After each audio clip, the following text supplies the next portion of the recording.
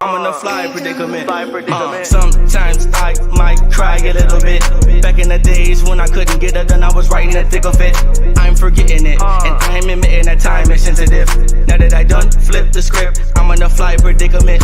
In the cypher, I would spend my last 5 to get in it. Tripping about how legit it is, and whatever the cost of a penny is. Gotta thank all of my niggas for everything that they assisted with. Now all of my blessings come free on delivery. Now that we champion shipping it, I am the eye level for you to be able to tell me how high a nigga is. Even before I could finish this, I work and follow my lyrics. Know that we got all you bouncing, and I got the ballers of parents. Gotta know what you amount to, but never get caught in the mirror. I might never come down to finding the laws of physics. I never fall because of the season, and that'll make all the difference. Say that it's foul to travel, but I never stalled a minute. The moment I heard about big rings, I knew that my calling was in it, this image. I flip the script on these hoes. I flip the script on these hoes. I flip the script on these hoes. I flip the script on these hoes. Now that I done flip the script, I'm in a fly predicament. Now that I done flip the script, I'm in a fly predicament. I'm in the fly predicament.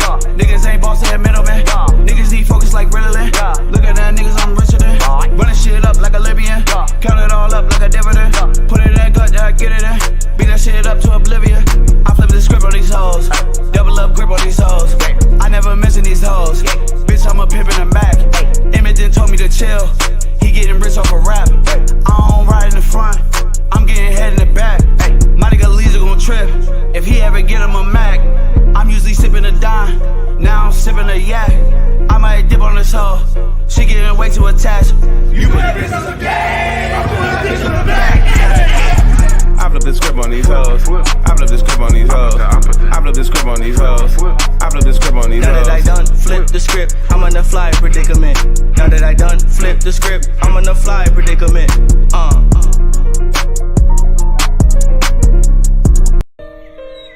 Hi, hello, wake up. You, yeah, wake up. I said wake up! Get your ass up! Get your ass up! Get your ass up! Alright, so then wake up. Wake your ass up. Wake up, wake up, wake up. Wake your ass up. Get your ass up! Wake your bitch ass up, Lucky Charms.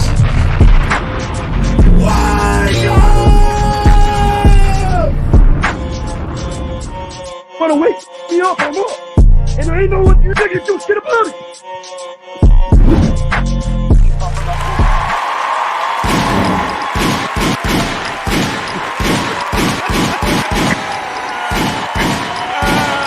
You wanna wake me up, I'm up. You wanna wake me up, I'm up. Nigga. Oh shit, that's my favorite part of that shit right there, nigga. That shit caught me off guard. That shit was brilliant, yo. Oh shit. Yo, what's goody? What's goody? You want to wake me up? I'm up is the greatest thing a white nigga ever said. That shit is hilarious, nigga. Wanna wake me up, I'm up. And I ain't know what you niggas do shit about it. This nigga is pissed. This fucking break. Wanna wake me up, I'm up. And This thing is hot. Yo, anyways, bro. Yo, what's goody? Shout out to everybody that's tuned in. Shout out to Juanisha, man. Juanisha's a real one, man. Real supporter of all of the media in Arizona. I see her on like everybody's pods, liking, sharing, commenting, all of that. Shout out to Juanisha, real supporter. All love with Juanisha. All love with Juanisha. Hell yeah, really appreciate you. Yeah, bro. I wanted to come up here real quick because I seen like a little trend of like some stuff that people was talking about online, and it is the 50th anniversary of hip hop. So I wanted to talk about like the evolution, not necessarily the evolution, but the like for us, like people our age, right? Yeah. So we're crossing over now into the territory of old heads, like, you know what I'm saying, as far as hip hop goes. Like when we was coming up, you know what I'm saying, with our generation of artists and artistry, Like there was an older generation, the KRS, the Big Daddy Kane, the Rakim generation, all of those niggas that did not appreciate what the younger generation was doing, and we would just be like, nah, fucking niggas, old head niggas, y'all don't know what the fuck, you know what I'm saying, blah blah blah. Now we the old head niggas. And now we the old heads coming into it, and it's funny because like how we reacted to the old heads and how they reacted to us, you know, I feel like our generation, especially in hip hop, we're the generation that has to make the change in how the older generation interacts with the younger generation. Because if we continue that cycle of how the older generation treated us, most of them, not all of them, because there was still some dope ass OGs, but if we continue on that cycle of how they treated us, then we're just gonna be ostracized and we're gonna stunt the growth of hip hop, like big time. Absolutely. And we can, and it's a way to do that without lowering the bar. I feel like a lot of times we've been tricked by the numbers, myself included, into lowering the bars. Like, well, he can't really rap, but he got melodies and he sold a bunch of records, so that's dope. Like, nah, it's marketable, but it's not dope. It's not hip hop. It's not the essence. But I definitely agree with that. And the newest thing that I'm watching niggas go back and forth about, my homie in Houston tagged me about it yesterday, was the definition of a freestyle. That's like the biggest convo. That was one of the combos that brought me to this topic for sure. Yeah, for sure. And you know, I'm not coming off of it. I don't care what KRS-One says. I don't care what anybody says. I was on them stoops. I was in them playgrounds. I was in that park. Freestyle means off the head, right on the spot. And if a nigga tell you anything else, he's wrong. Interesting. And I'm not coming off that. I like that that's your take. Because my take is that I agree. Freestyle, the meaning of freestyle was off the top of the head, like not written. But and this, like I said, this is how I came to the idea of having this conversation, because but no, not anymore. The younger generation, the new generation of hip hop has redefined that word to mean something else. And I feel like as the older generation, it's what side of the line do you stand on? Do you stand on the side of the line of the old stubborn head nigga that's like, no, you young motherfuckers, this is what the word means. This is what the word means, and it can't mean nothing else, and nah.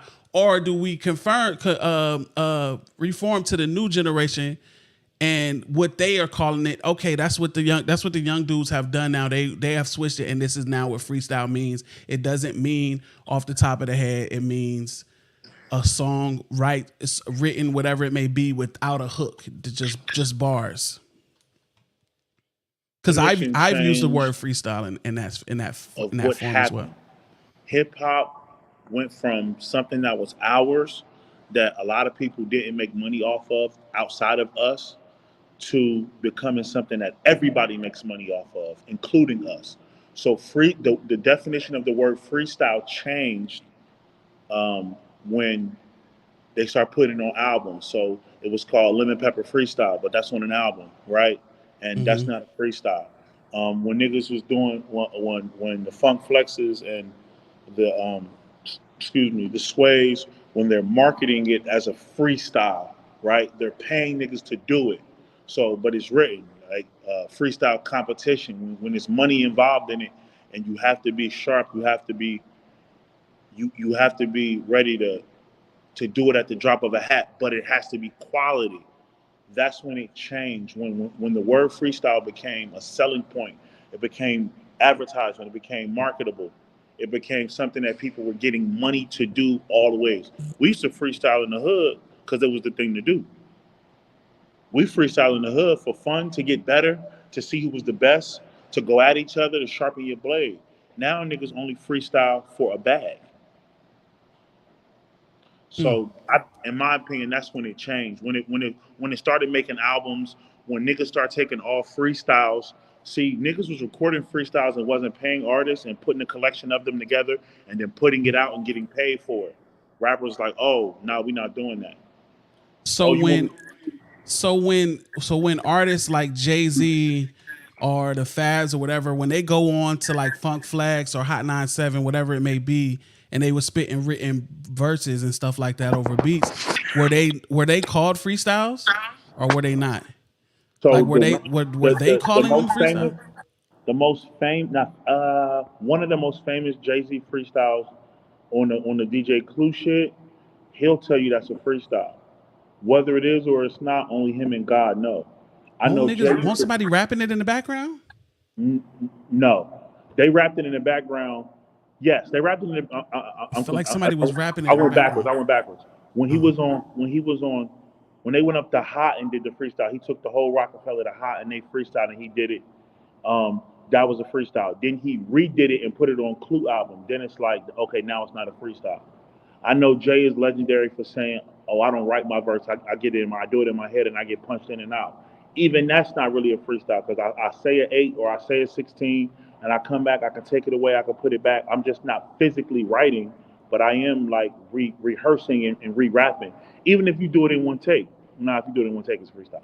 But I'm telling niggas like even the biggest artists have a song with the word freestyle next to it, and it's something that they practiced and rehearsed it, and they didn't do it off the top of their head. So that even if Hov and Nas do it, that means it's not a freestyle. Like I said, Drake, the biggest artist in the world, he got a song called Lemon Pepper Freestyle.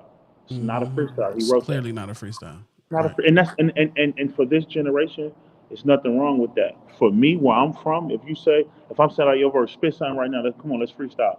I'm thinking you're going to create something off the top of your head, not you're going to write a written that nobody ever heard. That's not a freestyle. So could we look at it? Because you're right. I recognize and not just recognize, but I acknowledge that freestyle, the definition of freestyle has been altered by the newer generation of hip hop artists. But if somebody came up to me and was like, yo, come on, let's freestyle.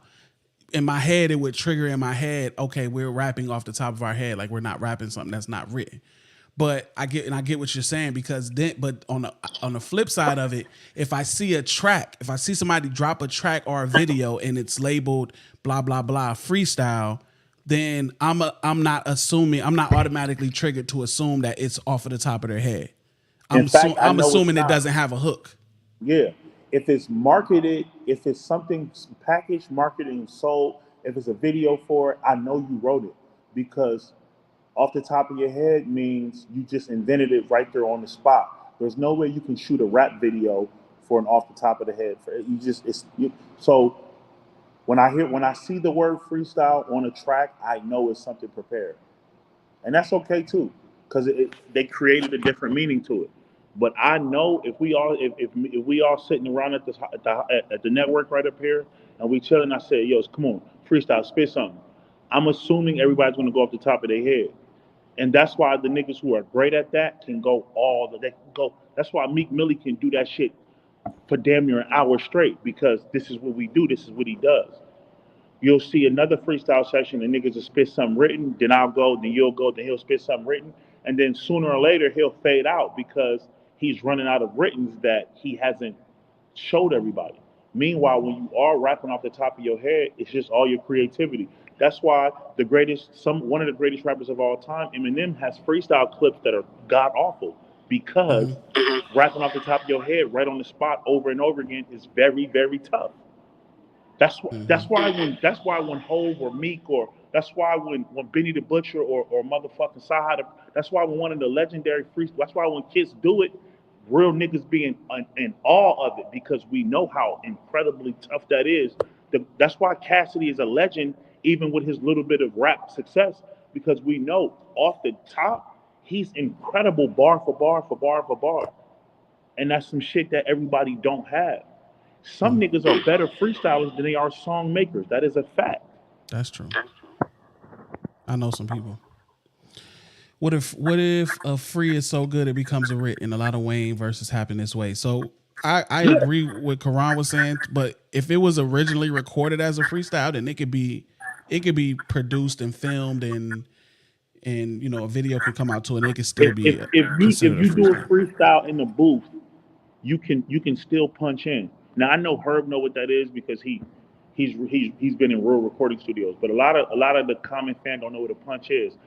I could freestyle, and then after my first 4 bars, they can erase the last 12 and punch me back in, and then I could spit something to go with those first 4. So now I got an 8 that's great. Then I could punch back in, and then so you'll hear like it's all in one take when it hits the wave, but it's really something I've practiced over and over and over and over and over. I've added to it. I'm helping my nephew.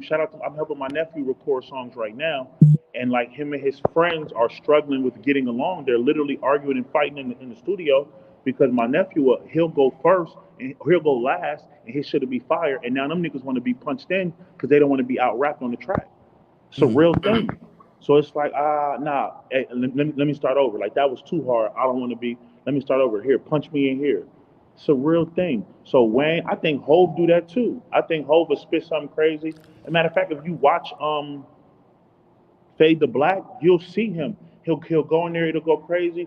What song was it? What More Can I Say? He got a hidden verse in there where he went and it was cool, and he punched himself back in, and then he went nuts. It's not a freestyle. He's just not writing it down. You feel what I'm saying? Yeah. The actual definition, the term freestyle, is for the greats, man. And the shit got watered down because it got hip hop is it's the number one thing sold in the world. Niggas sell hip hop everywhere. Clothing stores, your food, your sodas, your Target, your Walmart, your Super Bowl, anything marketable, they put us hip hop. Hip hop is the driving force. You feel what I'm saying? So I'm telling niggas, I know what your new definition of is, and I'm old enough to know. You're not jacking it. I'm not jacking it. I'm not gonna hate on it though. You feel me? I'm not jacking it though. If you tell me you got a freestyle and you press play on your motherfucking MP3 player, I know you wrote this. I know you practiced this over and over, and I'm hearing the final copy. And I'm gonna let you get it off. But is that you being the stubborn old head who won't let go of your generation of hip hop? No, the rules are that's the thing. The rules are the rules. Now you can have amendments. This is an amendment to the hip hop rule. If I say freestyle right now, I need you to do it off the top of your head. What they're doing is an amendment. They're doing, hey, this is a verse that nobody's ever heard. I'm gonna call it a freestyle, and you can't prove it's not because you never heard it. I can tell mostly in just how a nigga performing a freestyle if he wrote it or not. His breath control, you can see him pick up a word, a pause. I can almost tell when a nigga is freestyling, right? The most popular freestyler in Arizona, in the city right now, Merkins, he got shit that's crazy, but he practiced. He'll call it a freestyle, but he absolutely practiced it and read it, and he took his time and he killed it. That's okay. I know it's called a freestyle because it is, but that's the new definition. And that's not saying he can't rap off the top of his head, my brother. And he'll freestyle, and I know you can tell by the breath control. It's off the top of the head. If a nigga picks something in the room and he start rapping about it, that's how we used to touch niggas. We used to be like, yo, are we gonna rap about Stone? And now, if you had a prepared verse, you in trouble because we supposed to be rapping about Stone, and you could put your spin on Stones. You know, Stone, anything rock was always my favorite thing to rap about because I sold drugs. So I had a million metaphors on how to get that off. I knew how to get, you know what I'm saying? I was a landscaper. I only focused on grass and rocks. Hold on, let me get out my bag. But I'm telling niggas, like, I know the real definition. I'll give niggas an amendment because I want hip hop to grow, and I don't want to push anybody away from it. But for sure, I'm not coming off the original definition. I feel you. Well, like I said, I look at it both ways because, again, when you look at how the older generation of hip hop and how they treated like the newer hip hop when we started coming out with it, and it's in a cycle. Like it's a cycle. Like when everything came out, and like for example, when the Migos came out and their form of rapping came out, a lot of us, including myself, was just like, "Yo, what is this?" Snoop, I know Snoop was on that, and like niggas was like, "Yo, what is this? Like, what is this shit?"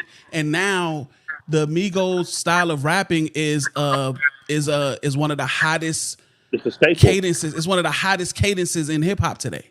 Like that's one of the hottest cadences in hip hop. Like if you could get in that pocket, like that is you like your skill level is recognized as an elite skill level when you're rapping in that pocket. So like we continue to go through these cycles of like this is wild. Like and I've caught myself as well. Like I remember the first time I felt like I was just being a fucking grumpy old head was that double XL. I don't remember what year, the double XL one, the big one, the one where we shitted on all them niggas and they freestyle. The double XL freshmen, and they all became fucking superstars. All of them niggas, Yachty, Uzi, 21 Savage, like all of them niggas on that, like all of them niggas went to $1 million. Bro, we shit. Do y'all remember that? We shitted on all them dudes, bro. And that's they all became fucking ever. Superstars. Yes. Yes, 21 Savage is 21 Savage has grown so much lyrically. Like lyrically, I could not stand to listen to a 21 Savage song. But now I be like, oh, this nigga spit. But listen, so everything you saying is true. Two things. One, the pressure we put on them, I think made them better, especially 21. 21 went from being hard to listen to doing a joint album with Drake that was fire. He did that. He pulled that off. He pulled that off, right? Let me give him his credit. Yachty took his pen from being a clown rapper to being able to pen the most successful female rap group in what, 40, 50, not 40, 50 years, but 25, 30 years with the City Girl. So Uzi has a cult following. He has gigantic records. Like, so I agree with you. For me, it wasn't, I'm not gonna say I could see them guys all being superstars, but I knew all them guys was hot. For me, what humbled me was Future and quote unquote mumble rap. I was really hard on Future when he first came out. Like, I don't know what this nigga's saying. He ain't talking about nothing. Once I stopped hating and opened my ears, nigga, Future is that. First of all, he toxic like me, so you know. But even his street records, like nigga, Future is that. And now everybody got a little bit of Future in their DNA. Future is that. He is a fucking legend. What I used to hate about Future was like when you would hear those mumble tracks and those tracks where you'd be like, yo, he not talking about shit. And then you would hear another track and you'd be like, oh no, this nigga can rap. So he can so you can rap. So you can rap. So why are you doing this? Man, what is this shit if you could actually pin some shit together? Like I remember the first time I heard the Percocet and stripper joint. And I was like, hold up, this is a bop. I ain't never heard Future just like rap like, without trying to hit some melodies and shit. Like what? Like that's crazy. Bro, Future is God. Bro, Future is he's so talented. But it's just you got to be open. You feel me? Like, and like I said, we old enough to know like the traditional hip hop. Like I know Rakim rhymes off the top of my head, and I know Future rhymes. I'm old enough to know Big Daddy Kane, and young enough to know that Lil Tron is a fucking star, and that you know what I'm saying, like, because he's off the Future, the young, even Thug, like, yo, if you break Young Thug lyrics down, free to God. So if you break, Thug is so talented, but the dresses throw you off. The diamond in his face and all the piercings, it throw you off because I'm 38. I'm still looking at the packaging like this little weird nigga. But then once you get into the music part of it, see, music is unbiased. Music don't care if you gay or straight. Music don't care if you gangbang or not. When you fall in love with a record, it don't matter. Like it's love records that I love more than street records because none of that shit matters when the music gets you. You feel me? When niggas tried to bury Ross, he used to be a CO. He was a CO. Ha ha ha. And then he put out banger after banger after banger. None of that shit matter no more. The music will accept snitching. I think Gunna's in trouble, and his project is phenomenal, but I'll never listen to it again. But the music will outlast all of this dumb shit. All of it. Bro, this shit. Hold up. I'm finna pull this junk up. I'm finna pull this. It was 2016. 2016 was the freshman cover that we killed. That's hip hop. That class, that gotta be the most successful class. And I don't want to hear none of you niggas saying, nah, I was saying the shit was I was saying the shit was lit, nigga. We killed that class. Everybody killed that shit. We was like, yo, who is these niggas? They fucking trash. Freshmen, what is the double XL fresh? Like niggas, what fuck all them niggas?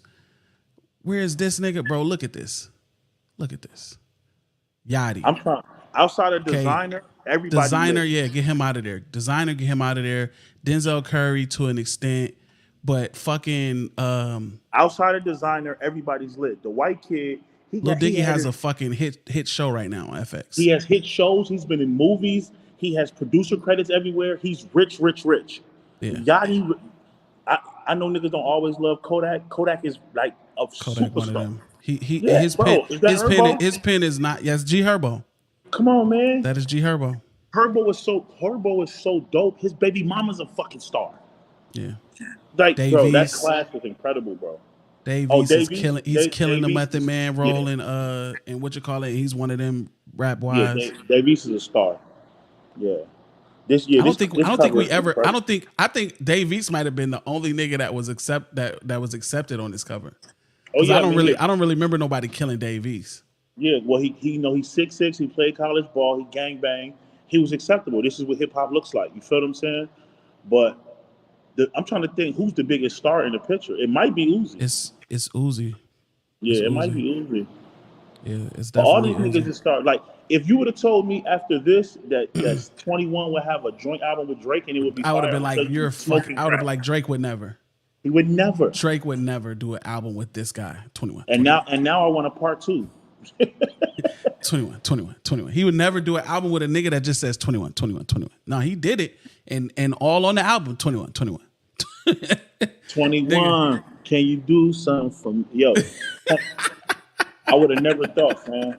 That is a hell of a skit too. That's a hell of a skit. What this nigga? Yo, I'm telling you, in the future, nigga, he's gonna do an album with Drake. Drake? Never, nigga. All right, listen. 21. Would you do something for me? That shit is sick, bro. But That shit is sick. that's the thing about hip hop. Like, I really had to like get my own shit together and stop like hating. Like, yo, allow these like will open me up to Atlanta. I'm from Jersey, so I'm really heavy. I'm on New York. Niggas not getting rid of us. It's Hov, it's Nas. Fuck out of here. Like the South. Then I had to like what am I holding on to this for? Because hip hop is so pure, right? Mm-hmm. So when you let that go and you just listen. Man, I was able to. Lil Baby is one of my favorite rappers. Like that nigga is so tight. He just raps his fucking ass off. You just gotta listen. I mean, And overall, me you and my just gotta cousin- listen to me the and my younger cousin was generation. we was just arguing because he has this thing where he puts styles on niggas.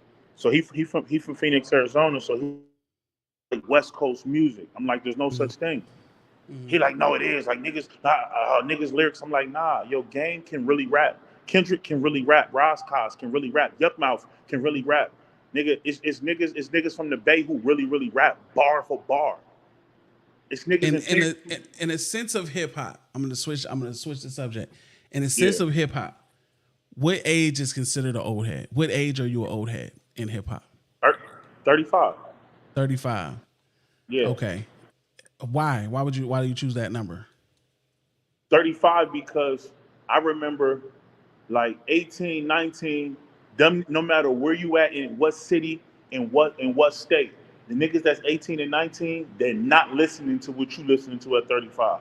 And I say that to say, even like if a nigga on, I remember my son is 21. I remember my son, I'm telling him like, yo, little baby, I'm not little baby. I'm telling him like, motherfucking, I just lost my train of thought. I'm telling him like, I can't think of who it was. I'm telling him like, yo, such and such and such. And he like, what? You don't get that old ass nigga out of here? I'm like, this nigga's like 27. Bro. He like, nah, NBA Youngboy's the next, he's God. I'm like, NBA Youngboy? I'm like, the nigga not even saying, and then lo and behold, Youngboy is like the number one nigga in the internet history. Like, I remember like niggas was like, nah, that ain't rap. You gotta do this. And my son like, man, Triple X is gonna be a star. I'm like, And who that the nigga fuck? was fucking him. Yeah. Listen, sure. it was so crazy. He's saying X. I'm thinking DMX. Yeah. I don't know nothing else. He like, nah, X is that nigga. I'm like, you don't listen to X, nigga. Shut up. He like, then he showed me. I'm like, wait, this nigga worship the devil?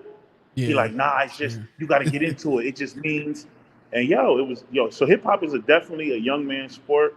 You feel me? So if you like 35, you out of here. Now I'm 38 and I cover hip hop. I'm in media. So I listen to everything. And Yeah. some of these young niggas give me a migraine. I ain't gonna hold you. Yeah. I ain't gonna hold you. But for every 10 migraines, I might get a little Tron. And now I'm like, I might get a little Peasy. Like Peasy, 1800 Peasy is like special. I don't know if he know. I never met the boy. He's There's no special. age to OG. There's no age to the term OG. Nah, you could be an Because- OG at 27 if you Facts. giving game and you putting niggas on and you showing It's niggas about the experience. ropes. It's about experience and how you and being able to teach and guide. It's about experience and being able to guide. It's That's about what pushing OG whatever is. you're doing. It's about pushing it forward. It's about making sure the nigga behind you is going to do better than you. If that's your Absolutely. purpose, you are OG. If you 27 and your young boy 23, but you doing everything in your power to make sure that when he 27, he's doing much better than you, I consider you an OG. You might not be my OG, Right. but you are an OG to Yeah. somebody, yeah. Because Yeah, because absolutely, and the bro. reason I wanted to pinpoint on that too is because there's a lot of niggas that's 50 and 60 that are not OGs. That Yeah. are not fucking OGs. Just because Yeah. they old don't mean they OGs. There's And definitely I'm a not, difference. and I don't want nobody to get us confused. I'm not talking about finances either, because a nigga could be 30 and he could be a millionaire off some shit, and the other nigga could be 41 and he could be still going to get all his gain from the 40. So don't think money. Don't think OG is, oh, the nigga gave me something. I don't want niggas to think that. Now, hopefully your OG is in a position where he could put you on, right? But being an OG is strictly about sharing the knowledge, the know-how about anything is so important. We put stock in, oh, he drive a Benz. Nah, put stock in how he got that Benz. Because if his mother died and he inherited a bunch of money, he got that Benz by default. Now, if he built the business from the ground up and he could tell you the do's and don'ts, the insurance to get, the insurance not to get, the employees, and he can show you how to move like that, that's an OG. Yeah. Niggas, Hov always say this. Niggas be always so in love with the end. Like, man, he's Jay-Z, so he's nah. You know how it took to get here? Yeah. What if I told you that after Kingdom Come, they thought he fell off? They thought it was over for him. That he would have to, you know what I'm saying? Like you don't, you be so involved at the end. Nah, it was a lot of sleepless nights to get here. VA Verse didn't become VA Verse overnight.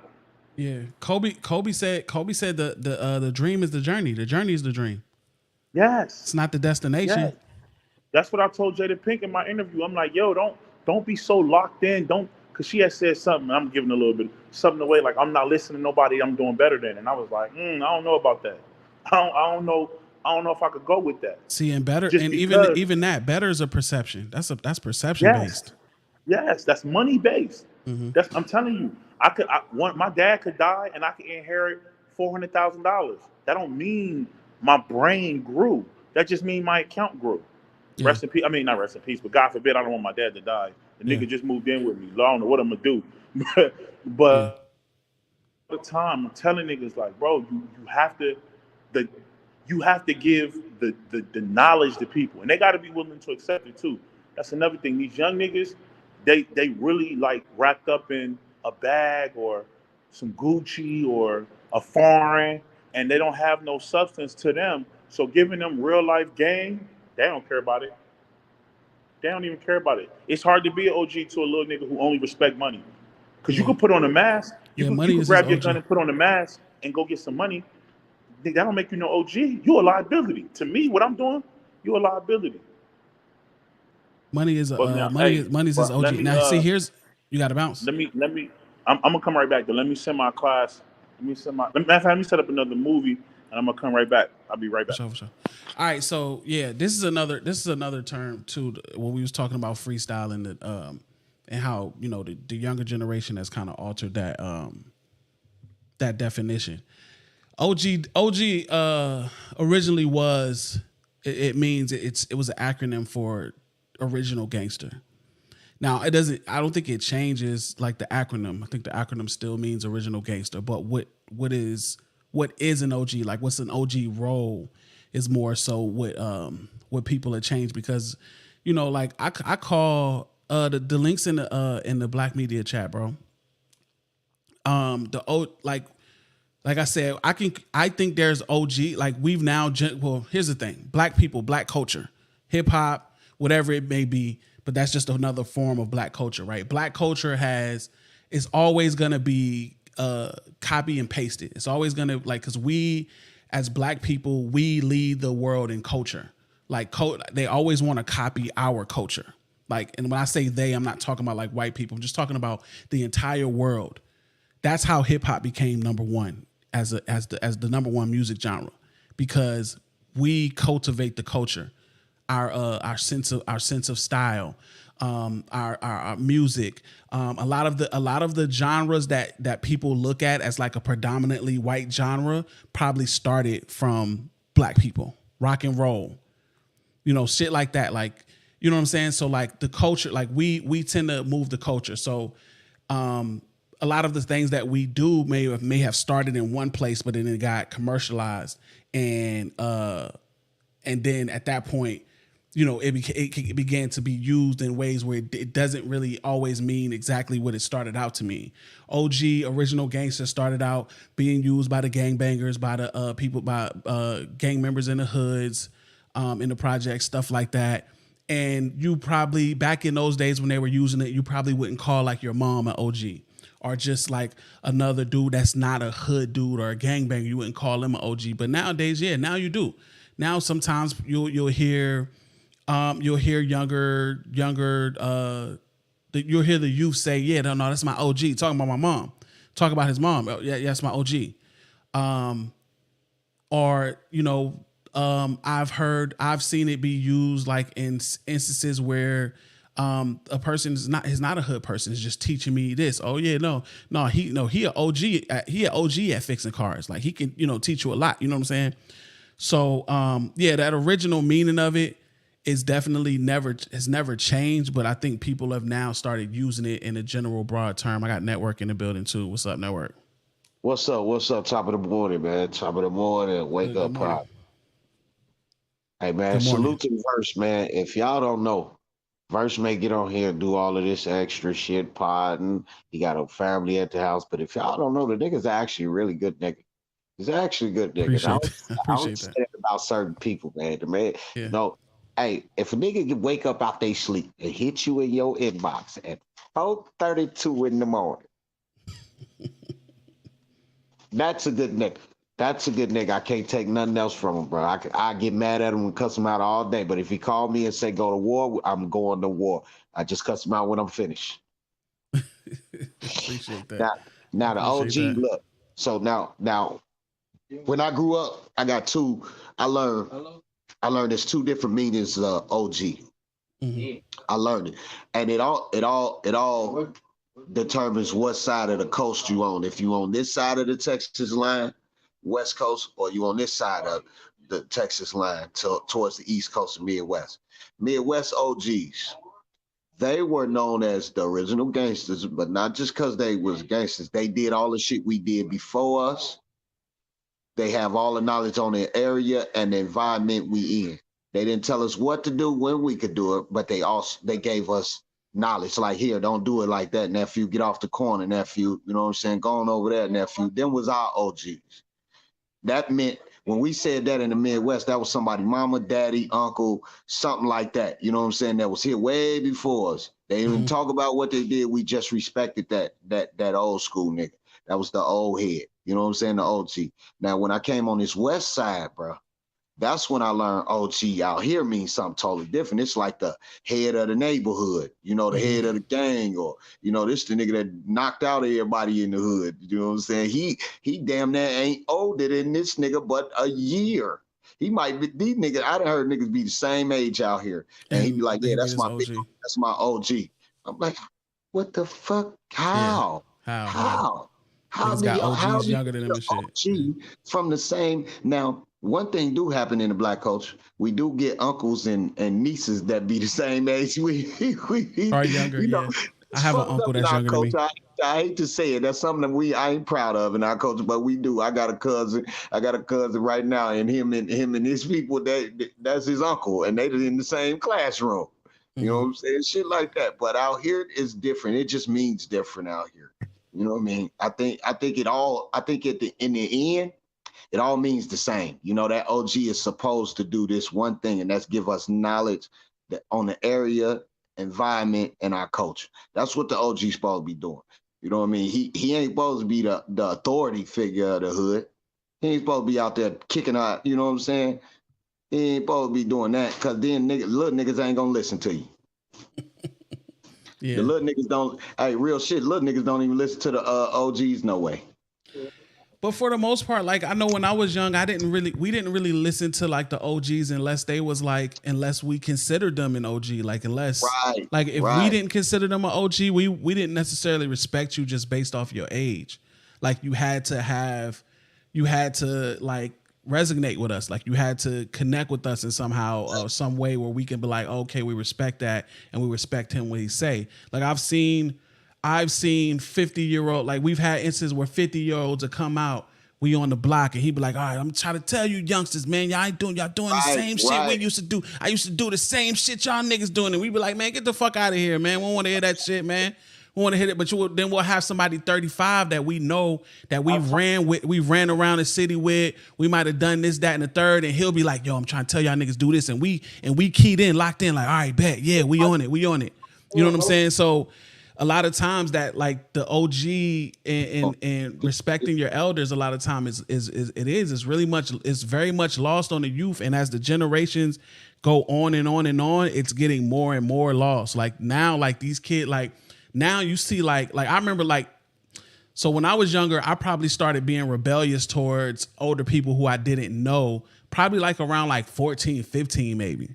But like before that, like you wouldn't catch me like just wilding out and saying fuck some old person or something like that. But now that's like your title, the generational gap. That's the difference in that motherfucker so far. The reason Medea resonated with the kids because it was funny. Man dressed up like that, you know, it looked like that. But it resonated with our age because we really had somebody. My grandma was that big, look, that talked just like that, didn't play no games. My granddaddy, you know, when you seen granddaddy come outside on the porch and we was all in front of look, cuz old cut in front of the crib, in front of granddaddy, he come out that porch, bro, get y'all that from in front of my house. Yeah. Don't bring that shit down here. You better not be out. Matter of fact, you bring your ass in the house, so y'all take y'all ass home. That was the OG. We didn't fuck with him because he was coming off that porch. Granny too, she was coming off that porch. They were gonna fuck us up and we couldn't do nothing about it. But then you got these other ones that run with us. I never considered them OGs because nigga, you ain't showing me nothing good. You right outside with me, nigga. My OG was in the house telling us not to go outside. And that's something too, like that's a whole subject in itself too. Like who are the youth considering their OGs? Or the people that they're accepting the information from? Because you're right. We, like my generation, I know me and the guys that I ran around with, the people we accepted the information from as like valid information we should follow was the ones that was feeding us the information of like the shit we was already into. Like feeding us on how to hit a lick or how to cook this, how to bag this, how to bag that. But we won't listen to the OGs that was saying, nah, y'all niggas got to do this, man. Go, nah, fuck that. Go get your ass in school, nigga. This shit don't last, blah, blah, blah. We won't listen to none of that. So yeah, it is. It's about, and I mean, you know, with our generation, I think that over time, like it's starting to get fixed a lot more because of like, you know, people in our generation, we're more into fatherhood. We're not getting taken out of our houses like the fathers were in the 80s, in the early 90s and stuff like that. Like, so I think that we always say this. We've always said this, especially in the black community. Like, what's missing is the fathers. The fathers, like, I know I didn't have a father, so like that was what was missing for me. If I had a father to be my OG rather than me, you know, having OGs out in the hood, then, you know, I might have listened to the better advice earlier on than going later on. An OG is supposed to be an overseer and somebody who brings value to the hood and its people, whether it be in the streets or looking out for the young bucks and guiding them away from the BS. Yes, away from the BS. Facts. It's the betterment. It's supposed to be, you're guiding them to betterment, whatever form that may be. That's why I said I was taught that an OG, he or she had all the knowledge of the area and environment and culture we were in. You could go to that OG and listen to them, or you didn't have to listen to them, but they were gonna tell you anyway. That OG come up out the liquor store with his bottle and tell you something about yourself, and you ain't finna disrespect OG because he been here so long. Don't matter if he in the street, he been here so long, nigga. That's his grandfather in. That's the OG of this neighborhood. He making sure we don't do the same shit that they did. They want us to do better. You gotta be a vet. You have to be. Facts, yeah. You can't be no OG. I wish a nigga would walk up and tell me I'm the OG and he 27. Boy, listen. I am gonna cook your ass. I'm gonna cook your ass. He could be. He could be. He just can't be your OG. Right.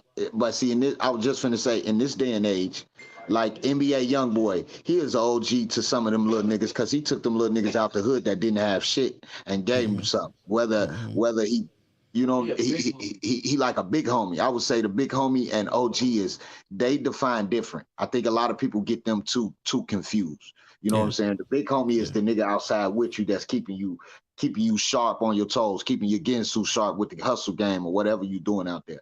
The OG is like you say, he keeping you away. He don't want you in there. He did that already. He just got out the joint. He did 20 years. Yes. Before we were like 15, 16, the OGs on my block, we come out there, stuff like that, and they be like, nigga, take your ass, nigga, get your ass up out of here, man. Get up out of here, nigga. Go home, go play video game, go study, nigga, go play basketball, nigga, get up off this block, nigga. Like they wouldn't let the young niggas be out on the block. Hell you know what no. I'm saying? And that's a protective thing. Like that's them not just protecting them from the lifestyle, but knowing that, you know, shit happens out here. You know what I'm saying? Like, we let the little niggas hang out on the block, and if somebody comes shoot this shit up, you know, we responsible for letting them be out here. Even when I first got into the GD shit, you know, years ago. Allegedly. We used to ditch school to try to hang out with folk them on the block. Soon we get to the block. Soon as we get to the block, folk them like, nah, get y'all ass up out of here and tell school out. Yeah, we don't give a fuck that y'all ditch school. That's on y'all. Y'all ain't gonna learn nothing. We already out of school. That's how they used to tell us. They used to keep it straight to the point. Y'all dumb niggas. Y'all already out of school. This is what y'all want to do. Y'all can do that, but you come over here, come back at 3:30, 4 o'clock. But you won't be out here between the hours of school, nigga. We better not catch you outside. I'm talking about, I got one of the guys in here right now. He'll tell you this was a law all over Chicago. You couldn't hang outside during school hours if you was plugged. But that's a clean violation, and you catch that in ones. You catching them ones behind that garage, nigga. If you want to go outside. Yeah, see that, like, and the OGs, the guys that, like, what you was talking about, like what Wills was talking about, that's guiding you towards like the betterment of yourself. Like we had, you know, I'm from Newport News, Virginia. So we birthed Michael Vick, Allen Iverson. Like, you know, I would hear stories from the OG. Yeah, I would hear stories from the OGs when they was coming up, when Mike Vick was coming up, that, you know, niggas wouldn't allow them to do shit. Nigga, you play football, nigga. No, you play basketball, nigga. That's what you do. You don't do this. You need money, nigga? You need money? Okay, here. You don't do this shit. I'll give you some money. Go do what you do. Go get on that court, nigga. Perfect example, ESTG. Great at football. I'm talking about this. If y'all look him up, the nigga was gone. He ain't had no OG to tell him to keep playing football. Start selling pounds and shit. The nigga said, I'm done. I'm finna sell his work. Right. He had no OG. Javante Davis, another one. I'll give you another back. That's another big one. Baltimore. That nigga used to try to go outside and they would make his ass go to the gym. Take your ass in the gym. You like fighting. They say because he liked it fighting all the time. To keep him out of the street from fighting because he was going to be dead, they put him in that gym. And he couldn't go outside unless he was going to that motherfucking gym and fight. He couldn't hang out with the hood niggas. Look at him now. That era is gone. That era is fucking... And then just to go into people like AI, like a Michael Vick, perfect example. Like, because where I wanted to go next with this was where I think a lot of people fuck up. Where you fuck up in life is when you think that you've either aged or learn or have too much knowledge to still have an OG. All of us are still can still have an OG. I don't care if you 40 or 50 or 60. Like we all still need that more experienced person in life that can teach us about what's coming next in our life. You know what I'm saying? Like Bro, that shit. Like no old motherfucker. Anything older than me by 10 years, you my OG. I'm gonna respect you like you my OG. Whether you smoke crack, whatever, I'm gonna still give you that OG respect because you was here before 10 years before me. You might be 64. You might be 74. That's an OG to me. I'm 44 right now. So anything above that, that's an OG to me. Shit. Yeah, we always need that shit. Like you always need that. You always need, and again, like, or when you said with NBA YoungBoy might be an OG to like some of those guys younger than him that he took out the hood who ain't had nothing, but he still needs an OG as well to teach him how to guide those young men, those men younger than him in the right direction. You know what I'm saying? There needs to be somebody. He needs an OG. I'm not saying he don't have one, but I'm just saying he needs an OG like in the game that's experienced the stardom, the fame that he's experienced, the money that he's experienced, and all of the shit that can go wrong, so that he leads those younger men in a better way too. Because you know what I'm saying, as it's a good thing, but it's a dangerous thing as well to be led by somebody who hasn't fully matured in their mind yet. Yeah. You know what I'm saying? And it like is.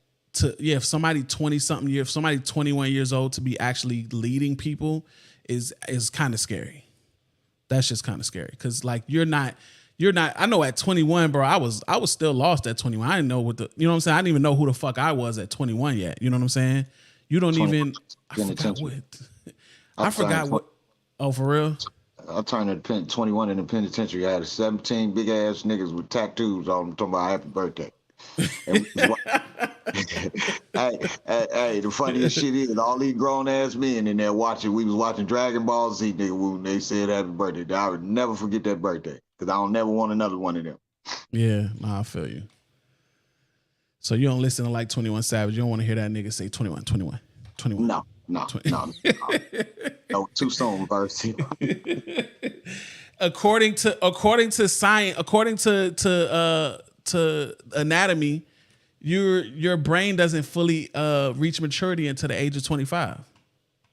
So like a 21-year-old, like I said, leading the youth is kind of scary unless, again, like I said, he has somebody leading him, or OG leading him that is guiding him in the right way, so that he's not guiding the younger generation the wrong way.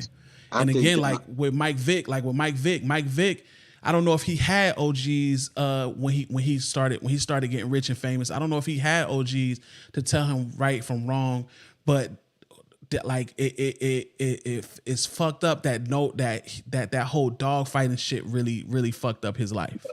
I think a lot of the older school people it was so many years within that generational gap that those youngins stopped listening. The older cats got tired of talking, so we got comfortable. We got comfortable with. I know y'all heard this. Let them fall in. Yeah. Let him fall on his face. He'll figure it out. I think we got comfortable in our culture letting people fuck themselves off and learning from okay, you know so much, I'll let you learn on your own then. I think we got a little more. I think we got comfortable with letting people fuck up and learning it on their own. So like NBA YoungBoy, he just, if you look at some of his last interviews, this dude like, damn, I was really promoting this music for people to do certain shit. Like this shit really fucking with me now, because once you get older and you get them kids, he 26, 27 now. He's starting to age. He like, wait a minute, hold on. I got niggas running up on me like, who you want me to shoot at now? Nigga, I was just rapping. I was having fun as a kid. Yeah. So, that's he a had good to point. fall first. That's a good point, because I used to do the same thing. Like all of my music used to be that same shit, that hood shit, that gangster shit, that shoot 'em up shit. And then I got to a point where my children started getting older and I started getting older, and I started running in more civilized and more, in different circles. I started running in different circles. And when I talk about my music, I would find, like with my kids or in some of those circles I would run in, I would find myself like ashamed of like not ashamed, but like I don't want them to hear that music. Like I don't want them to like the person that they know, like how my kids know me. I don't want them to hear, yeah, nigga, they leaving nigga on the sidewalk dead with the lead. You know what I'm saying? Like I don't want them to hear that. Like that's part of the reason why I made Legacy, because I want when my children search me on Apple Music, I want them to run into Legacy. I don't want them to run into. That's why when y'all look me up, all my only music I have under VA Verse on platforms is Legacy and a few singles that came out before that. I feel you, cause look, my day one, she this was about 15 years ago when I first started. I used to cuss a lot. Well, I still cuss a lot, but my shit was a lot worse. Like it was derogatory in the music, like suck my dick every other bar. Dick, bitch. So she crazy told about me bitches. She said, count how many times you just said dick in that song. And the song fire. Fire like a motherfucker. Yeah. I counted it. Shit, it damn near every bar. It was about 13 bars I just said the shit in. Then I look over at my daughter. Guess what my daughter was doing? She about 3. Bobbing her head. Yep. No. So if y'all notice, I do a lot of barbecue, R&B, music like that. I figured if I do timeless music, can't nobody fuck with it. Timeless music get played anywhere. It has no racial barrier or gap or you know what I'm saying, generational gap. And as kids right now today was nowhere near even in somebody's nuts yet. They daddies and mamas was kids when they playing this music. They be playing the funk and shit like that, George Clinton shit.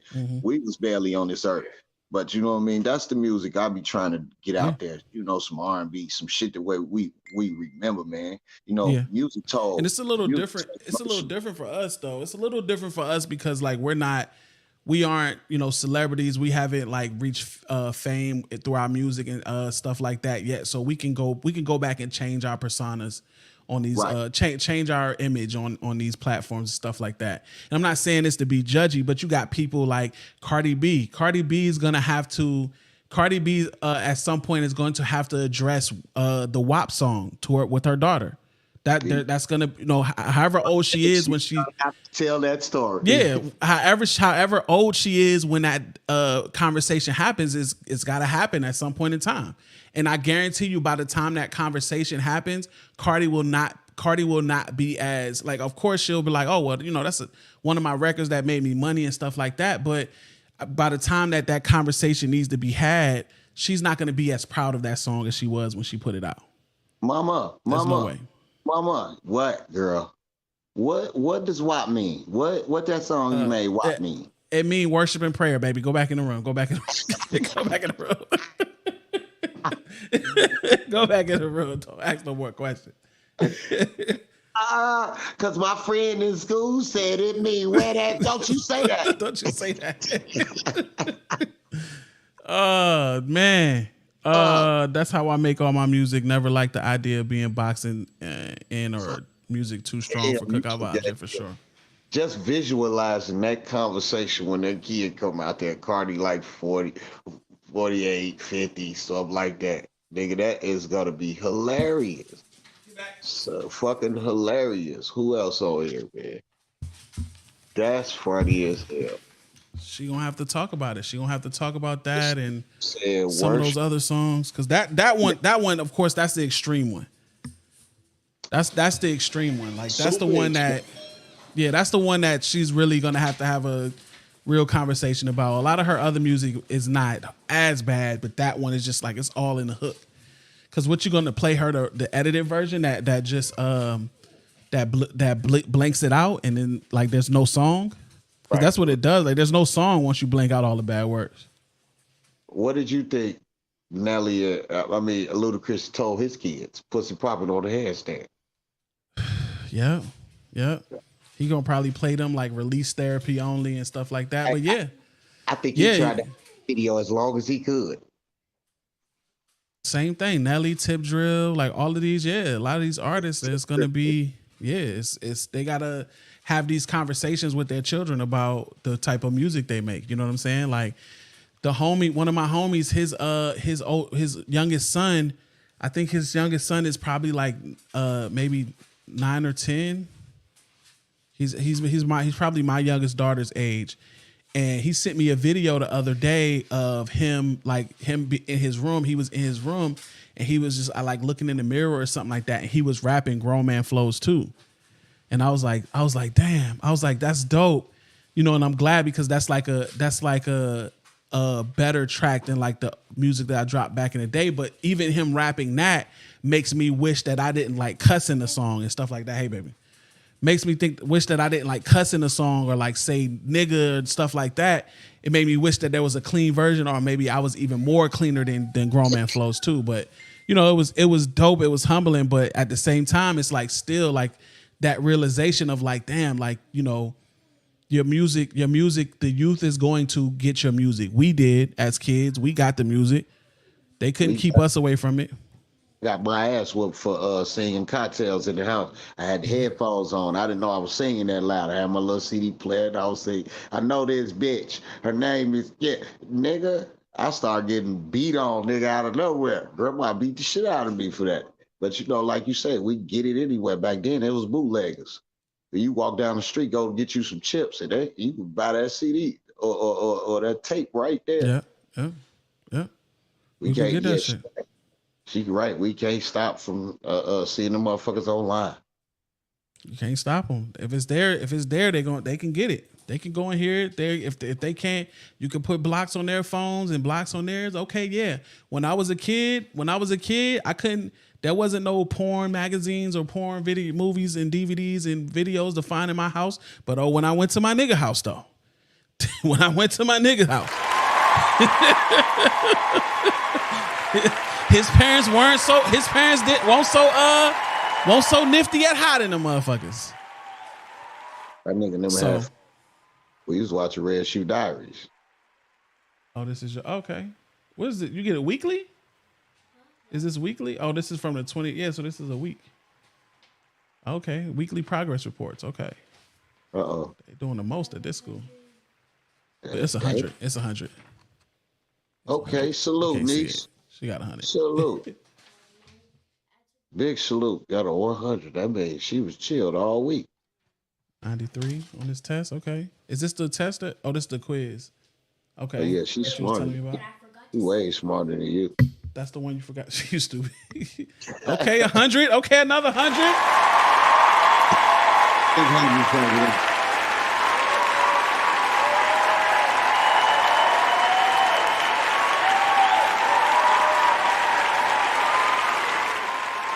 Yeah, verse beat. Oh, this is a log. This is a log to read. Okay, you got to read. Teacher about a 22nd. Okay. See, this is what y'all call parenting, y'all. Some of y'all may not know what that word means. Parenting doesn't mean kick them in the ass. He's okay, so we got to buy you some more books.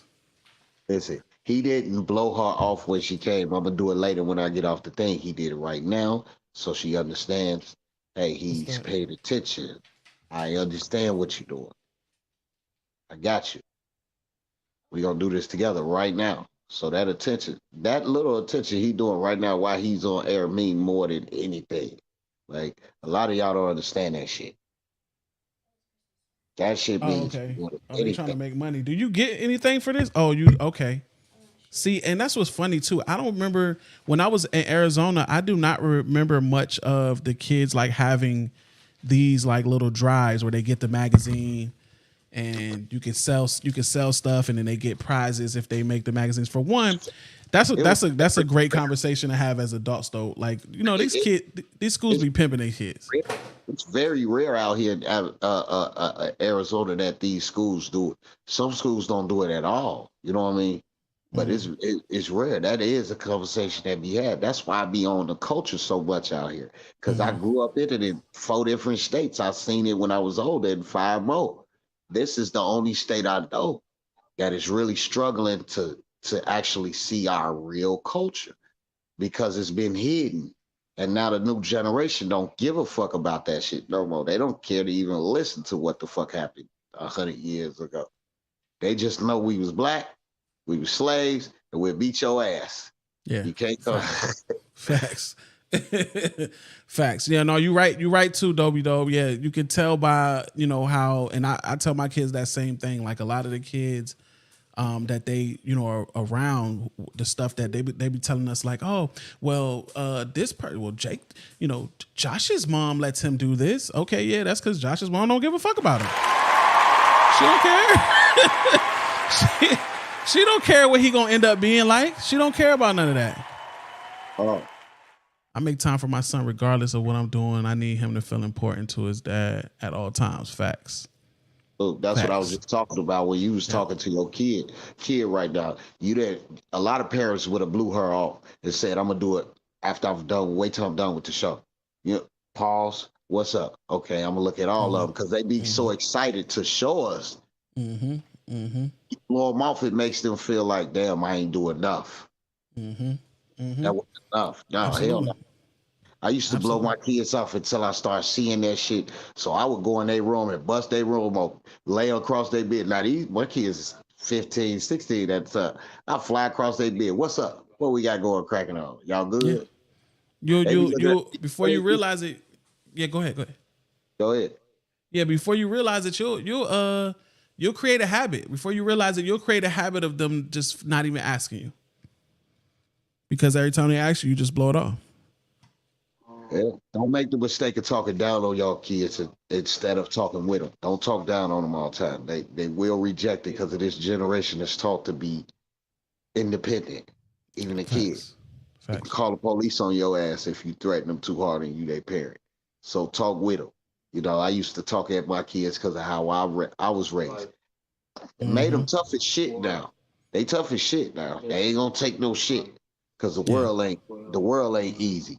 But you know, sometimes I wish I could have laid back off of. You know what I'm saying? They grown now. I wish I could have laid a little bit off of. They wouldn't be so rough around the edges now. My kids rough as hell. They don't like shit. They worse than me because of what I did. But you know, I'm proud of what I did because now I know the world nastier than I am. So I know they can almost handle it now. As long as I'm still here. That's how we create these hooligans. Yeah, you're right. Yeah, and that's a fine line too because you don't want to discredit their small accomplishments, but at the same time, I can't stand this participation award as fucking generation. I can't stand that shit. It was coming, nigga, getting the participation award. He came in 8th place. And I know that's different. I know that's different than Will's talking because I know he probably hate that shit too. I know that's different than Will's talking about because participation, that's not an accomplishment. But when you accomplish something, when you place third, honorable mention, nigga, something like, come on, man, like this little, I just played and I got a trophy. No, man. What place you come in to get this? I was 7th. What? Dad, can I put my trophy next to yours? No, son. This is a national this is a state championship trophy right here. Like, no, you're not gonna put that Pee Wee football participation trophy next to that should be your robe until you get a big one. No, you're not gonna put that shit in my trophy case, man. We're not doing that. This nigga versus. Hey, that was hate. First, that was. It is hate. It is hate. Like I know they're like, damn, he done just went from being a good dad to a toxic dad just that fast. But no, I don't like it. Your participation trophy is just knowing that you participated. That's your participation. That's what you get for participating is just knowing you participated. I said this the other day. Like people want to talk about competition and being in competition with each other. Now, competition is healthy to an extent.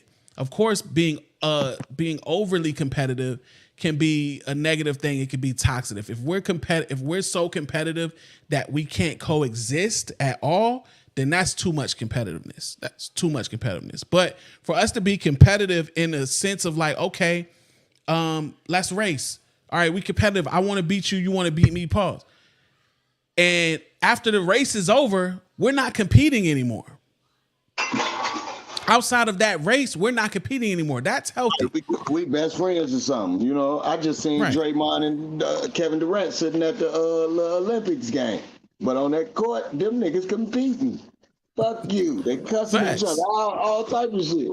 Facts. Outside of this, we don't want to beat each other at life. Now, when you want to beat somebody at life, that's too much competitiveness. Because your life is different than their life. So you trying to beat them at life that's just weird. Trying to beat somebody at life is crazy. Lost. Yeah. You already lost if you doing that. You lost already. Try to beat somebody at life is crazy. Like, no, I want to have a better life than that nigga. No, nigga, a good life is in here. It's in here. It's in here. Like that's not some shit that, you know, you could just give off from the outside. Like you can look at people. I can look at my neighbors across the street and they got all foreigns in their driveway. Volkswagen, Fiat, Benz, Beamer. They got all of that and they got all of that in their yard. You might be like, oh man, they lit. They got all foreign. They must be living a good life. And on the inside of the house could be fucking tore to pieces. Not aesthetically. Like like their family and mentally the dad is abusive and beat. You know, I'm not saying this is how my neighbors actually are. I'm looking at them right now. They do have those cars in their driveway, but you know what I'm saying. Like, but you know what I'm saying. Like, it could be a really toxic household, and you could be like, man, I really want to have a life like them, and nigga, no, you don't. You don't. You just gotta. You know what I'm saying. You just got a Chevy Impala in your driveway and a Honda Civic in your driveway. But your house is full of love. Mm-hmm. Competing is human nature. Some people turn that into dictatorship. That's a fact. And like I said, competition, losing is the fucking best teacher ever. It's the best teacher ever. You don't learn nothing when you win, bro. Winning is gratifying. It's satisfying. It's like, oh, okay, I won, and you're on to you try to go to the next victory, but you don't actually learn anything until you lose. People talk about, oh, well, this person knows how to win. Part of knowing how to win is knowing how you lost. So now you know I gotta avoid that so that I can win. If all I do at life is get trophies for every fucking thing that I do, no matter how much effort I put into it, no matter how far I got into it or nothing like that, then that's not teaching me any fucking thing. It's not teaching me how to win. I tell a motherfucker, you can't win nothing unless you know how to lose first. You gotta learn how to lose to win. You gotta first. learn how to lose. You have to learn how to lose. You win every day. You ain't gonna know how to win. When it come down to that, you ever seen them teams go 16-0 and get to the Super Bowl and lose? Yeah. 16-0 because you ain't learned, because you ain't faced no adversity yet. Nothing yet. You don't know how to lose yet. So when you losing and you behind, you panic. You don't know what to do. You get lost. You know what I mean? I'd say, bro, I swear to God, man, you just said that. I say that all the time, and that's part of your title. No matter what we've been saying all day, it goes back to that generational gap. It's so far now that it's gonna be hard to close it up a little bit. In our area, the generational gap wasn't that far. You know, it 10, maybe 20 years at the most. This one here now, you got 30, 40 year generational gap. Shit didn't change so much since our era. It's like what we shot. A lot of us old motherfuckers at our age can't take it. We don't know what the fuck going on. Yeah, it is. It's crazy. It's crazy. These kids they be having they have such a sense of entitlement. You know what I'm saying? Such a sense of fucking like, you know, again, the participation trophies, bro. What's up? I'm never jacking that at all. If my kids bring home a little ribbon that says, oh, I participated in the science fair. Oh, that's dope. You did it. You know what I'm saying? Blah, blah, blah. But you got to realize that if you ain't win, you lost. You ain't win, you lost. If you talk to the ball players, basketball, football, if they didn't win a championship, you lost. Your season was a failure. If you didn't win a championship, your season was a failure. Now, did you trend in the right direction? Were you 4-14 last year? Were you 4-14 last year and now you 14-4? Yeah, you trended in the right direction. But if you ain't win that championship, your season was a failure. There's no other way around that shit. Greatest people in the world lost to win. That's a fact. Goddamn right. You damn right. That's a fact. Kevin Durant, he might not be the greatest example of how he ended up winning the championship, but Kevin Durant lost to Miami Heat. You can, and if you watch that post game post game after the game, you can see visibly Kevin Durant crying into his mom's shoulder. Tall ass 6'11" Kevin Durant crying into his mom's shoulder after they lost to Miami Heat. And then you fast forward that shit to now. He has an MVP, 2 Finals MVPs, 2 rings or 3 rings? 2 rings? 2 rings, 3 gold medals. Gold medals, all of that. He's a champion now. It takes that. Oh, I lost. I just lost to somebody, and they were supposed to lose. The better team won. The better team won. But had KD not experienced that losing, then maybe he wouldn't have never went to the Warriors and won championships with the Warriors. Yeah, a lot of time, especially in everything from relationships to sports, the failures make the ups feel so good. Yeah. That Cleveland loss with LeBron made LeBron who he is right now. I promise y'all it did. Getting all the way to that finals with that team made him one of the greatest to ever do this shit right now, because that loss hurt. That loss hurt. You know, being that young, coming in, shocking the world, and then getting there and getting beat on like that. Oh, man, LeBron has been back to that motherfucker a million times. I don't give a fuck about losing. I know how to lose, but I'm gonna win one of these motherfuckers. What, he got 4 now? Yeah, who, Bron? Bron has what, 4 now, right? 5? 4. No, 5. He has 5, right? 3 with Miami. 1. Did they get 3 in Miami? God damn it. They got 2 in Miami. 2 in Miami. Okay, 2 in Miami, 1 in Cleveland, 1 in LA. So he has 4. Fuck, Bron. God damn. 4 out of 11. 2 times shit. I mean, 4 championships is still a lot more than Charles Barkley. Absolutely. Oh, you low blow. Barkley, my guy too. That's a legendary Phoenix Sun. Low blow. Oh no, I just use him. I just use him because he's the biggest example, I think, of a great player who never got a ring. Patrick Ewing too. Pat too.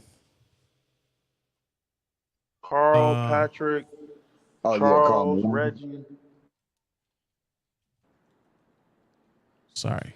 I think Karan, I think Reggie's still mad. He ain't get he's still mad he didn't get his. Look at Bobby Denham. Look at Bobby Denham's fine ass in the comments. Jesus Christ. Karan woke up. Nigga said Bobby Denham's is so fucking thick right now. Lord have mercy. Jesus, you been drinking today, Karan? That nigga's no, I see.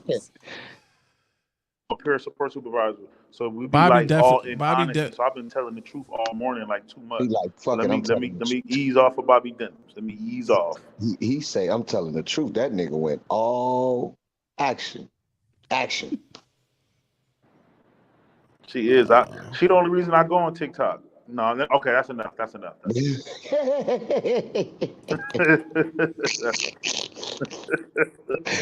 God damn, man. Y'all call up. Yeah. Hey, hit that screenshot button for me, Verse. Hit that. Screenshot this, nigga. Screenshot this. Shit. Funny than a motherfucker. There we go. Okay, I couldn't find wheels on my shit. All right, there you go. Nah, I'm gonna show you because I was about to show something. Hold on. Don't go nowhere, Bobby. Don't go nowhere. She said she been eating good for real. Okay. That's a fact. Thick as a bitch. I'm talking thick.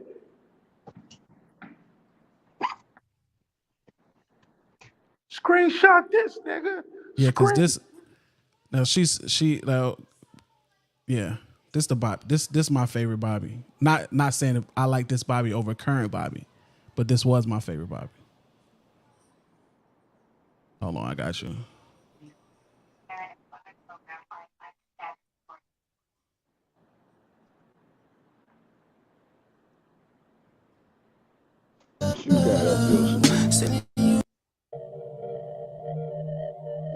I'm toxic as hell. Sending you messages late at night. I wanna lay up. Intoxication drugs that I'm on.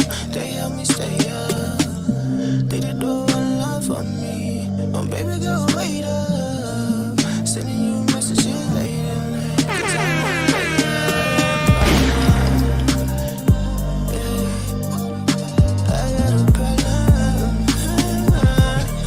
She know I'm gonna play that.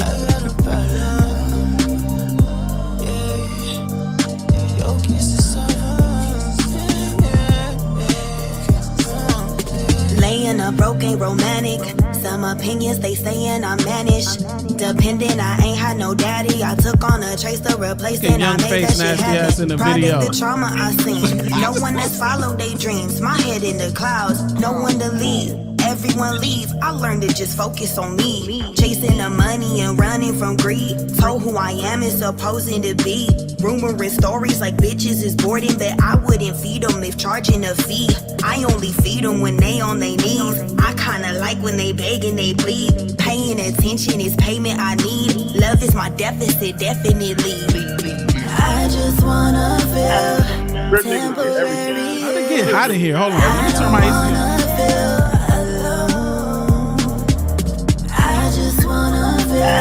I know that this ain't real. I don't wanna feel alone. Can you give me that quick text fast? 911, can you please dispatch? Give me that, give me that quick 911, can you please dispatch? Enough is enough. Available on YouTube if y'all need to see the rest of it. Y'all don't look at Karan's face. That was just traumatizing to my brother over there, man. I think Karan's screen is frozen. I think Karan went to go find the full video. Hey, yeah, he Crip niggas get every. This stupid. Crip niggas get all the love, man. Just random hate up. Crip niggas get everything. How he get that? This is bullshit, really bro. frozen too. Bro's frozen. Chinese movie. Crip niggas get everything, bro. Everything. Bobby, Bobby. I'm requesting a project with music like that. A project full of that, Bobby. Yeah. I see. Dennis kind of double cheeked up, man. You know what I'm saying? Like, This nigga. Who that wheel? Yeah, this Wheels, man. What's up? I'm driving this shit. You know what I'm saying? Okay. Yeah, shit looking crazy, all that. I don't give a fuck about none of that. You know what I mean? Yeah, Bobby Dennis double cheeked up, but you know what I'm saying? She know what it is, though. That's a fire song. I still play that in there. Yeah. I don't watch the video, but we play the radio. So. Yeah, me too. No, not R. I wouldn't say R&B. Like that's dope. R&B is dope, but I just meant the content of the song. The content of the song. What you talking about? The subject matter. Vulnerable Bobby. That's not. I don't even know if that. Yeah. Is it? Yeah. It's got a little player vibe to it too, but yeah, for sure. I would say that vulnerable Bobby. You know, most of the time she's trying to beat a nigga. Mm-hmm. You know what I'm saying? Yeah. Bobby Dennis be turned up, gang. Yeah, shout out to Bobby. Did that to Karan. He done fucked him up for the rest of the day. Yeah, he done logged off. He went to go look for all that. He done logged off. The video came on, that nigga said, and it froze from now on. hey, he's gonna go get a shirt made like Tone. No. Creep Squad. Y'all funny as hell. He said Will's hair first day out. Some braids. He gotta drop a song. Said he got the first day out braids. Damn, that's crazy. Damn, you just got out. You just out 4th Street, huh? Look at this nigga. My phone fucking up. Stop the cap. Stop the cap right now.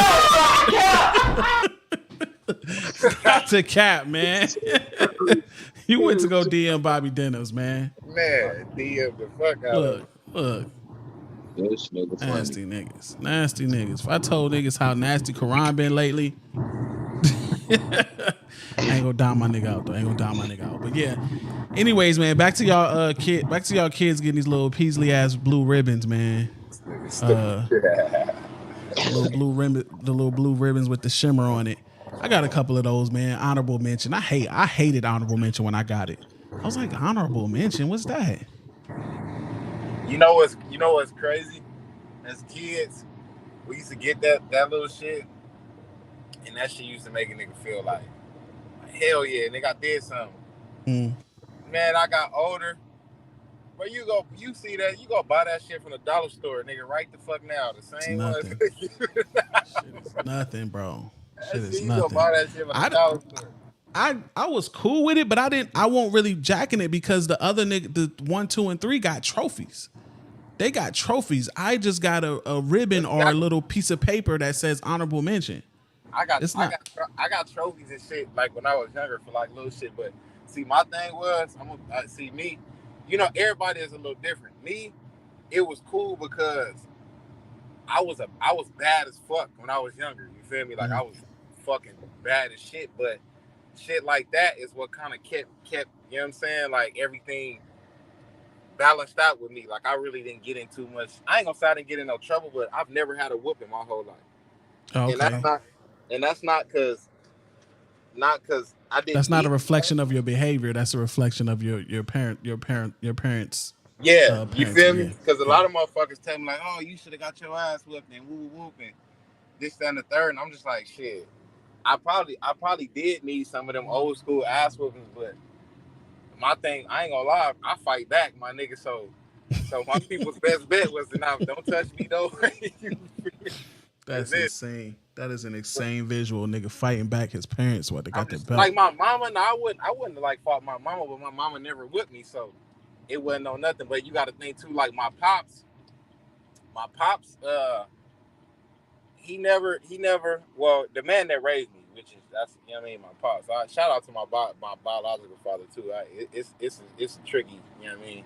Yeah, for sure. Thing going on, but like the man that raised me, which is my dad, you feel me? The nigga that raised me when I was a little nigga up until, you know what I mean? He was more so like, he was a street nigga, but he was more like one of them ones, like, you know, like I was saying earlier about like a real OG, you feel me? Like he'd turn up, but at the same time, like when it came down to me, bro, my daddy ain't never with me. You feel me? When I used to get in trouble and shit, school, all that, bro, he used to actually sit me down and talk to me. You know what I'm saying? That's and dope. His thing was, and this is what I do like with my son now. Now, don't get me wrong, my son bad as shit. You getting your ass whipped. But depending on what it is, and even if I do you know, pop my son or something like that, my thing is this, how when I converse with his mom, I'm like, you know, my thing is what I want to do is I want to be able to converse with him, because I don't want my son thinking that every time something go on, it got to result in you getting your ass whipped.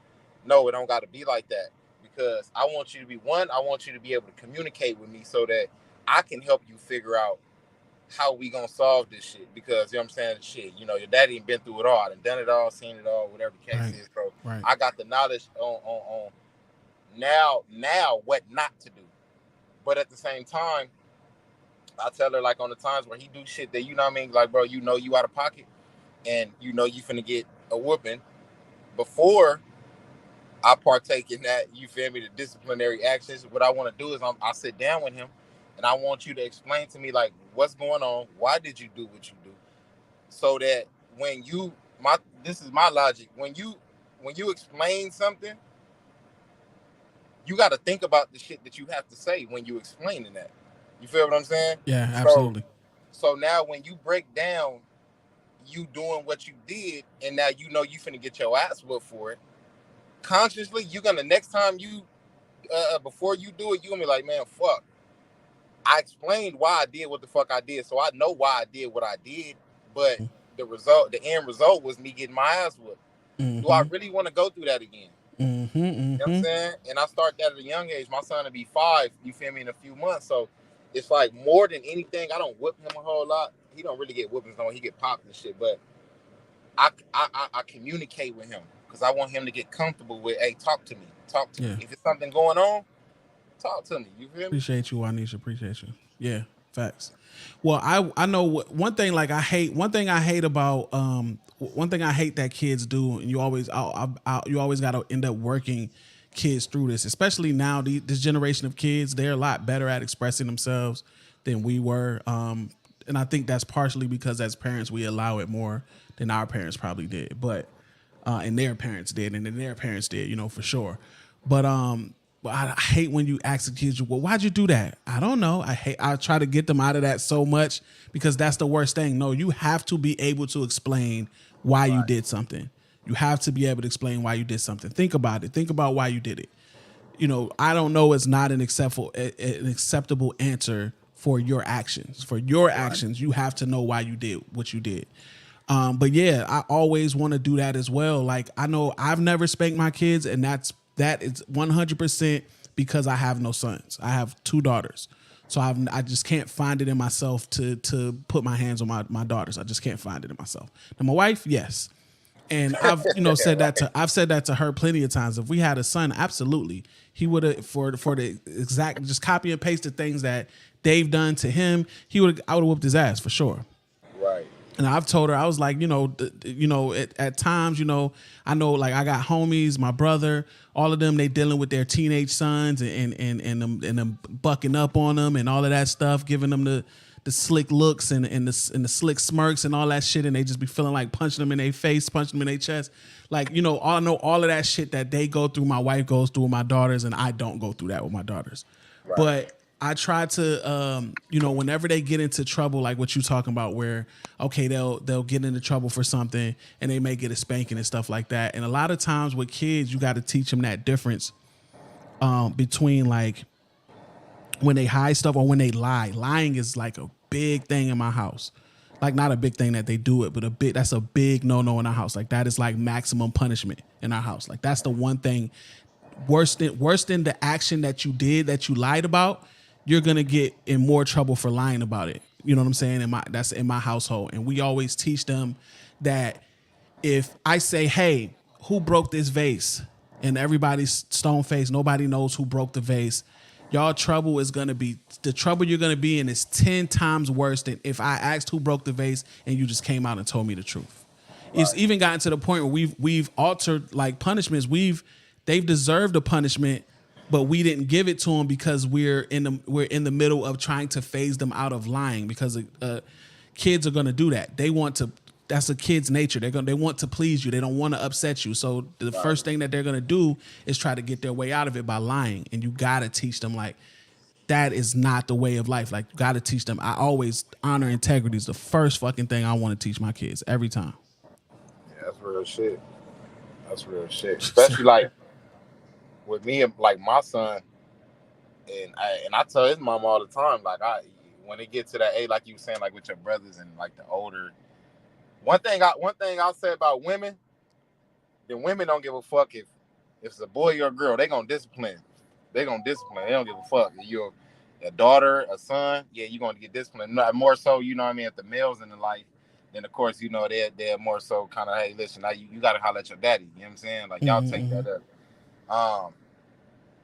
I've said it plenty of times. Like, when my son get older, like I'm for me to be the parent that I've never had no whooping. You know what I'm saying? I've never had no whooping, bro. Like, I don't even know what that shit feel like. You know what I'm saying? And I got my ass beat. and I you know what's crazy? I hear that shit all the time, bro. Like, I hear that shit all the time, and then it's crazy because I'm like that. How can I say? Like, I'm with my son. I make my son feel comfortable. Like, yeah, I'm your pops, and I'm not going for certain shit, but at the same time, listen, I'm not just your pops. I'm your guidance. You feel me? I'm your safe space. I'm your who you can come to. What I don't give a fuck, and I say it all the time. I could be 90 years old. You feel me? And my son to be however the fuck old he gonna be. I tell him all the time, you're gonna be my baby forever. You know what I'm saying? Forever. But at the same time, I'm gonna teach you how to be a fucking man. And like I said, me being somebody that ain't never been disciplined like that, like I've been put on punishment and shit like that. But even then, like my mama was so like, I used to get put on fucking punishment, bro, and that should be for like an hour. After an hour, I'd be right out the house, you feel me, on the block, kicking it. Nigga turned up, doing this, that, and the third, woo, woo, yada, yada, yada. But I'm more so like that old school parent, like some shit I'm just not going for. And if you lie to me, you gonna get that ass whooping that you finna get. Yeah. Oh yeah, you finna regret it. You know what I'm saying? You gonna regret it, but it's like I say all the time, like when he get older, yeah, I'm not parent, like nigga, try me if you want to. Oh my mama, nigga, I'm finna what? Oh yeah, you hard, right? Listen, I don't even got no gloves for you to put on, nigga. You finna wrap some tape around your motherfucking knuckles. We finna get out here and we finna get it in so I can show you. At the end of the day, you come, you know what I'm saying? And this is my thing. As a parent, I already, because I'm not no deadbeat ass nigga, yeah, I have to do everything in my power to make sure you grow into the person that you know what I'm saying, that your potential allows you to. You know what I'm saying? Now, if your potential is just ain't shit ass nigga, and that's just what your fate is in life, then I can't do nothing about that. But at the same time, I feel like all these years, you know how we say like, 18 years of taking care. Realistically, in the black household, it's not 18 years. Absolutely. You know what I'm saying? It's 25 plus. You dig what I'm saying? Yeah. And if I gotta go, for damn near the rest of my life, my days of living, breaking my motherfucking back to make sure you know what I'm saying, then nigga, you gonna try me. I'm gonna show you how life gonna do you. You know what I'm saying? I'm gonna beat you the fuck up if you want to try. When you hit 16, 17, all that, I'm socking you in your chest. I'm not pulling out no belt. Yeah, and I'm pulling out no belt. None of that. You finna get out here and understand how it was for me and the shit that I was doing and how hard it was when, you know what I'm saying, nigga, my cousins, I grew up, nigga, me, my cousins, the homies in the hood, all that. That's literally all we. Yeah. That's all we did, like on a friendly level, just or you know what I mean. You already know how it go. Like in the hood, you got an issue with one of your homies, your partners. You got a problem with your brother. It's been times like nigga in our family, like if a situation can't be controlled to where like, hey man, listen, y'all family, leave that shit alone. This, that, and third. All right, bet y'all niggas go in the backyard and you feel me, handle that. And as kids, like bro, this shit's so watered down now to where. Bro, these kids don't give a flying fuck about nothing. Yeah. There's no real discipline. There's no real guidance that's being established. There's no real you feel me? Like everybody pussyfooting because growing up, we always used to be like our era was like, when I have kids, I'm gonna spoil my kids because we didn't really have it like that. You know what I'm saying? We felt like fuck, like man, we didn't know as kids, like, okay, our parents couldn't do it. Like they didn't have it like that. You feel what I'm saying? And so growing up, it was like fuck, man, I can't, cause like me, for example, I was bad as fuck. Granted, I didn't get no whoopings and shit like that. I was bad as fuck, bro. But I was very like I took it upon myself to like school. I used to wake up before everybody. I used to wake up before my mama sometimes. Like, hey, you feel me? Boom, put my shit on. I'm ready to go to school. You know what I'm saying? Like, but at the same time, like I watched my little brother, which we got different dads. I watched my little brother get everything, like nigga, anything that fucking boy wanted.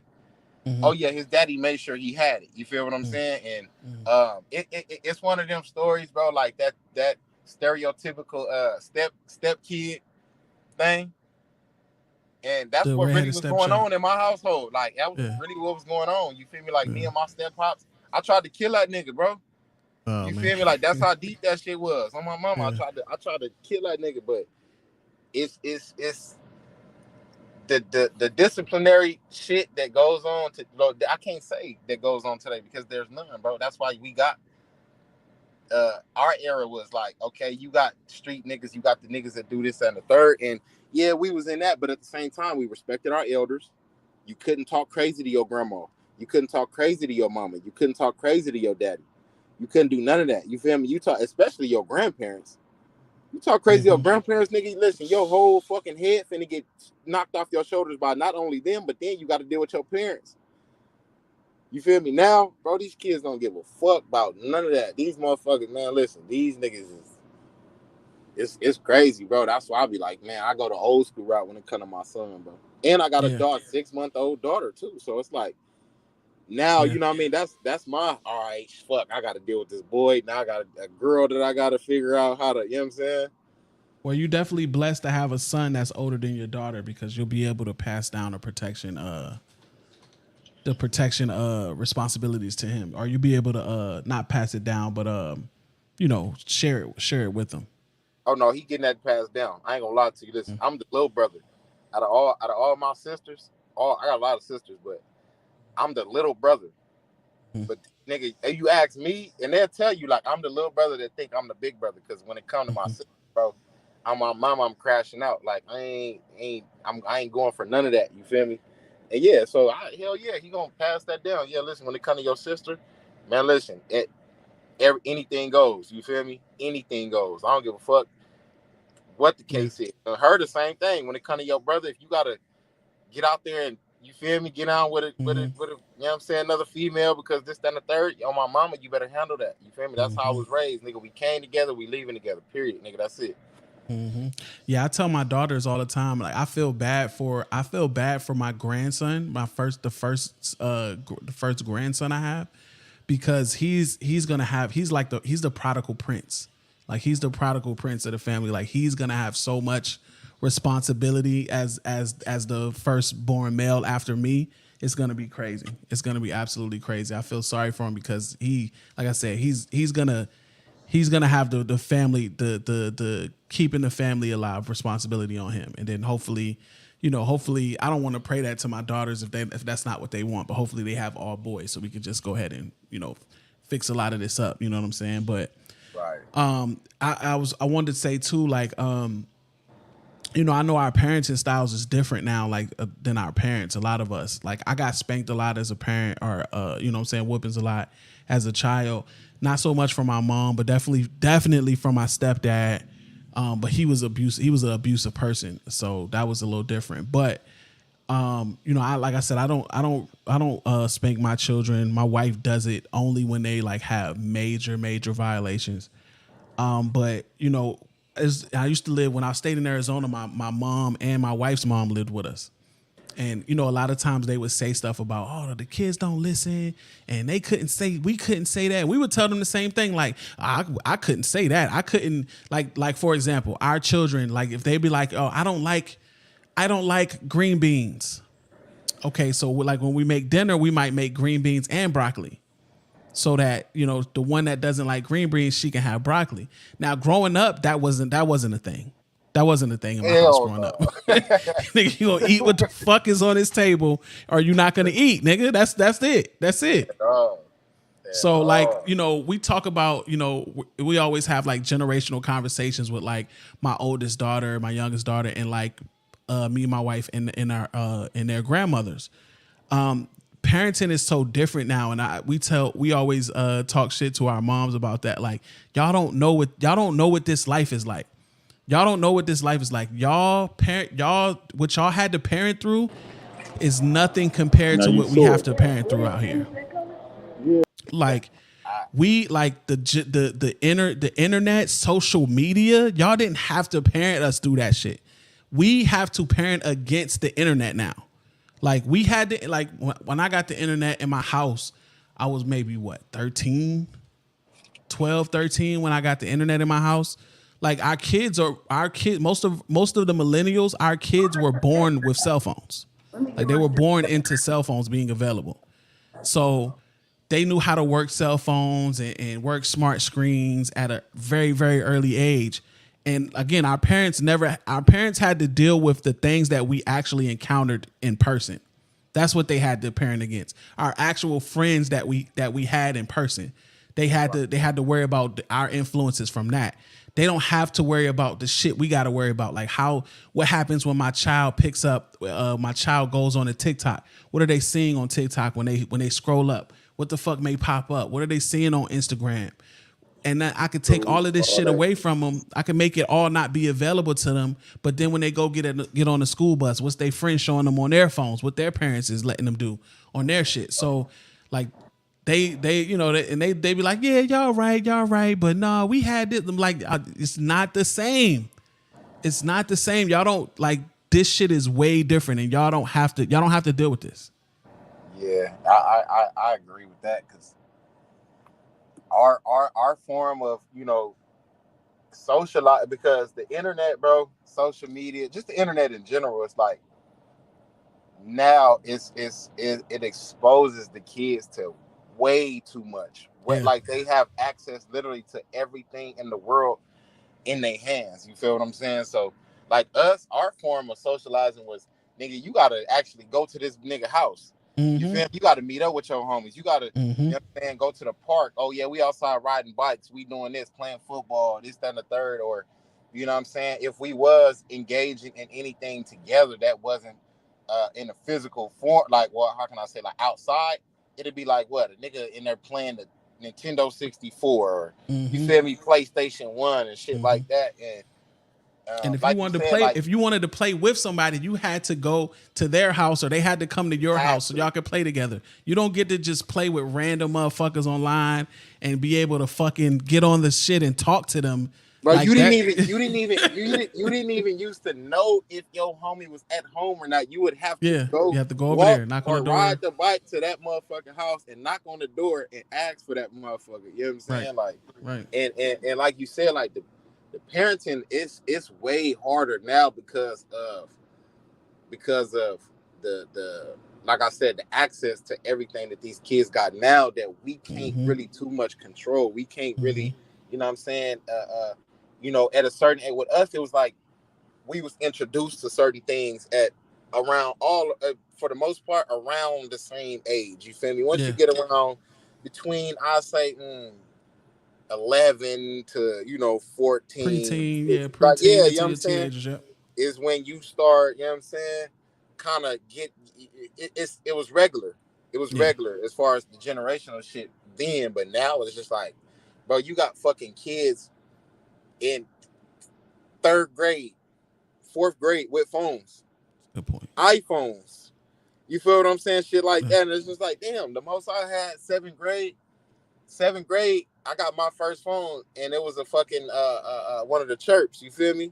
Yeah. It was one of the boosts, the walkie-talkie, you feel me? All that shit. And I'm just like, even then, bro, you can get on the internet on it. You didn't have it like when I was a kid, if I wanted, like when I was a teenager, I meant if I wanted to like watch porn to get my shit off, like I had to use the computer that was at the desk in the living, like, you know what I'm saying? Like you couldn't just you know what I'm saying? The fact that you went straight to that, like you can no, because I'm just that's a concern that's a concern to me as an adult of 2 daughters. Like that's a concern, like their access to like porn, because porn it ruins your idea of what sex is supposed to be like.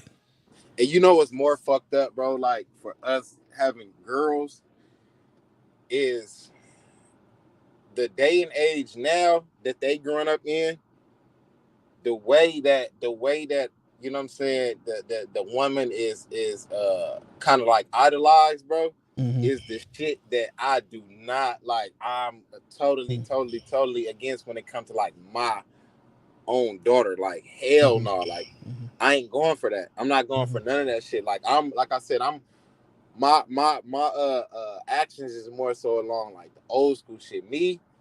You can't be my daughter. Like you want to start wearing like the little bitty shorts and the shit that's showing everything. When it get to that point, if it get to that point, God forbid it get to that point. Now I've always said that I want my daughter to be like a stud. Because you feel like that's easier. You feel like that's easier to accept. Mentally, it's easier to accept than her being with a dude. Yeah. Yeah. So, but at the same time, it's like, bro, if it ever got down to that, to where, you know what I'm saying, like I said, today's woman that's, you know, depicted as like, this is what's popping, this is what's hot. If my daughter ever came out and to be like that, I've already consciously, you know what I'm saying, made my decision that, you know what I'm saying, again, that's not what I'm raising. If you want to be that, you can be that. Yeah. That's on your own time. But as far as me making sure you straight, me raising you, taking care of you, making sure you got everything, you don't want for nothing, you don't need for shit, first and foremost, you feel me? Do you know where that fear comes from? You know where that fear, that concern, it comes from our minds. It comes from us. It comes from us knowing how we felt about young ladies when we was that age, from what we was chasing. So now it comes from us. It comes directly from us, and how we know how we used to be when we was that age. So we expect them to run into the same or even worse, to have to deal with stuff like that. Like, here's an example of something. My daughter, she has a fake. She's gonna be mad at me because she hates when we tell people it's fake. But she has like a fake, the bull ring nose piercing. And she wants to get a real one, and we told her on her 16th birthday we'll let her go ahead and pierce her nose. It's fine.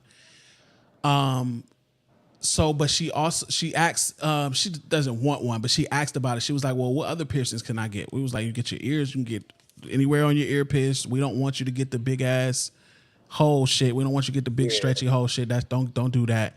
But you can get, other places on your ears pierced. You can get your nose pierced. She was like, well, what about a tongue ring? And we was like, no. And the reason why I told her that, I said, you don't want the attention that's going to bring you. Like, you don't want the attention that now you're 16, you're a virgin. You're not thinking about sex. You're not thinking about it in a sexual form. You're just thinking about it as a piercing.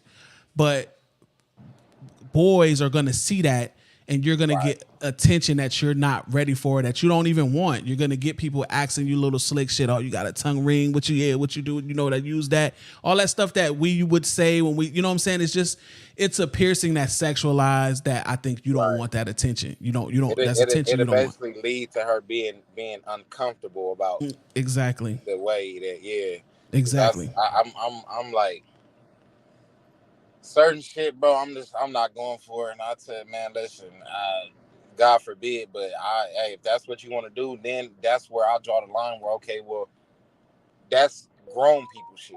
You make those type of decisions when you're grown and you're able to provide for yourself. You're able to do everything on your own to where, hey, listen, I don't have to answer to nobody.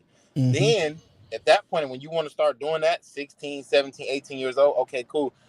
You basically telling me, you don't need my help with nothing no more. You don't need my assistance. You don't need me to, make sure you got money in your pocket to go to the mall. You telling me you don't need me to, buy your clothes, buy your shoes, pay for this, pay your phone bill, make sure you got this, that, and third. You're grown. So therefore, hey, listen, get your ass out there, go find you your own place to do that shit in. Go find you your own means of living. And I don't want to be that parent that when I say that, then because it's a lot of parents that like enforce that too hard to the point where they feel like they make their kids feel like they gotta leave. Oh yeah, I'm just embarrassed of you. I don't like you. I don't want you around me. Shit like that. And then that's when they turn into them people that they turn into. But at the same time, it's just like, no. At the end of the day, you're my child. Like, I'm forever gonna love you. I'm forever gonna, you know what I'm saying. At the end of the day, I'm gonna always make sure you good. But you're gonna limit that, you feel me, the faster you feel like, oh yeah, I could do whatever the fuck I want. You know what I'm saying? Yeah. Because like you said, I've always been a dog ass nigga, bro. Like dog. Like, man, bad. Like all the good women that I've had in my life, bro, I can honestly say I fucked that up. Me. Like they didn't do nothing. They didn't do nothing wrong, no none of that. I fucked that up. You feel me? And like you said, it comes from that thing in our mind, like, damn, like I could just imagine, because I know how it works. It's a man thing. Like the way when you grow up, you're going to be an attractive young woman. I know what type of shit I was doing to these attractive young women when I was saying age, you feel me? And I cannot accept, like you said, I can't accept that being done to my child, my baby, my daughter, my princess, you feel what I'm saying? And like even with my son, I can't accept. I would never be able to accept if my son started gangbanging.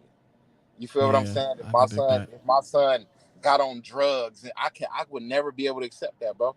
I would feel like I've always told myself, failing my kids failing my kids is the only thing that I'm scared of failing in life. You feel what I'm saying?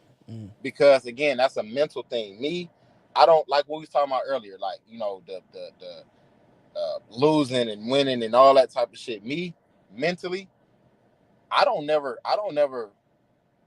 look, how can I say this? Losing and winning is a mental thing. You know what I'm saying? You only lose if you allow yourself to feel like you lost. Yeah.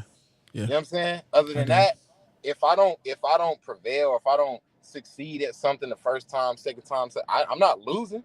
I'm figuring this shit the fuck out. That's what I'm doing. And a lot of motherfuckers, that's what life is about, bro. Figuring this shit out, because ain't none of us got this shit figured out. But that's my man. I ultimate tell thing, this bro. all the time. I tell this all the time when I tell people. I always ask them like, "Yo, at what age did you realize?" Because as kids, you know, growing up, you idolize your parents. You look at them like for everything. They're supposed to feed you. They're supposed to guide you. They're supposed to clothe you. All of that stuff. But like, what age did you realize, you know what? My mom and dad was just two fucking people that was trying to figure shit out. Just like the fuck I am right now. Like, they was just trying to figure shit out. There's no fucking handbook. There's handbooks out there to parent, but them shits aren't, they're not copy and paste to every fucking child, every situation, every house dynamic. There's no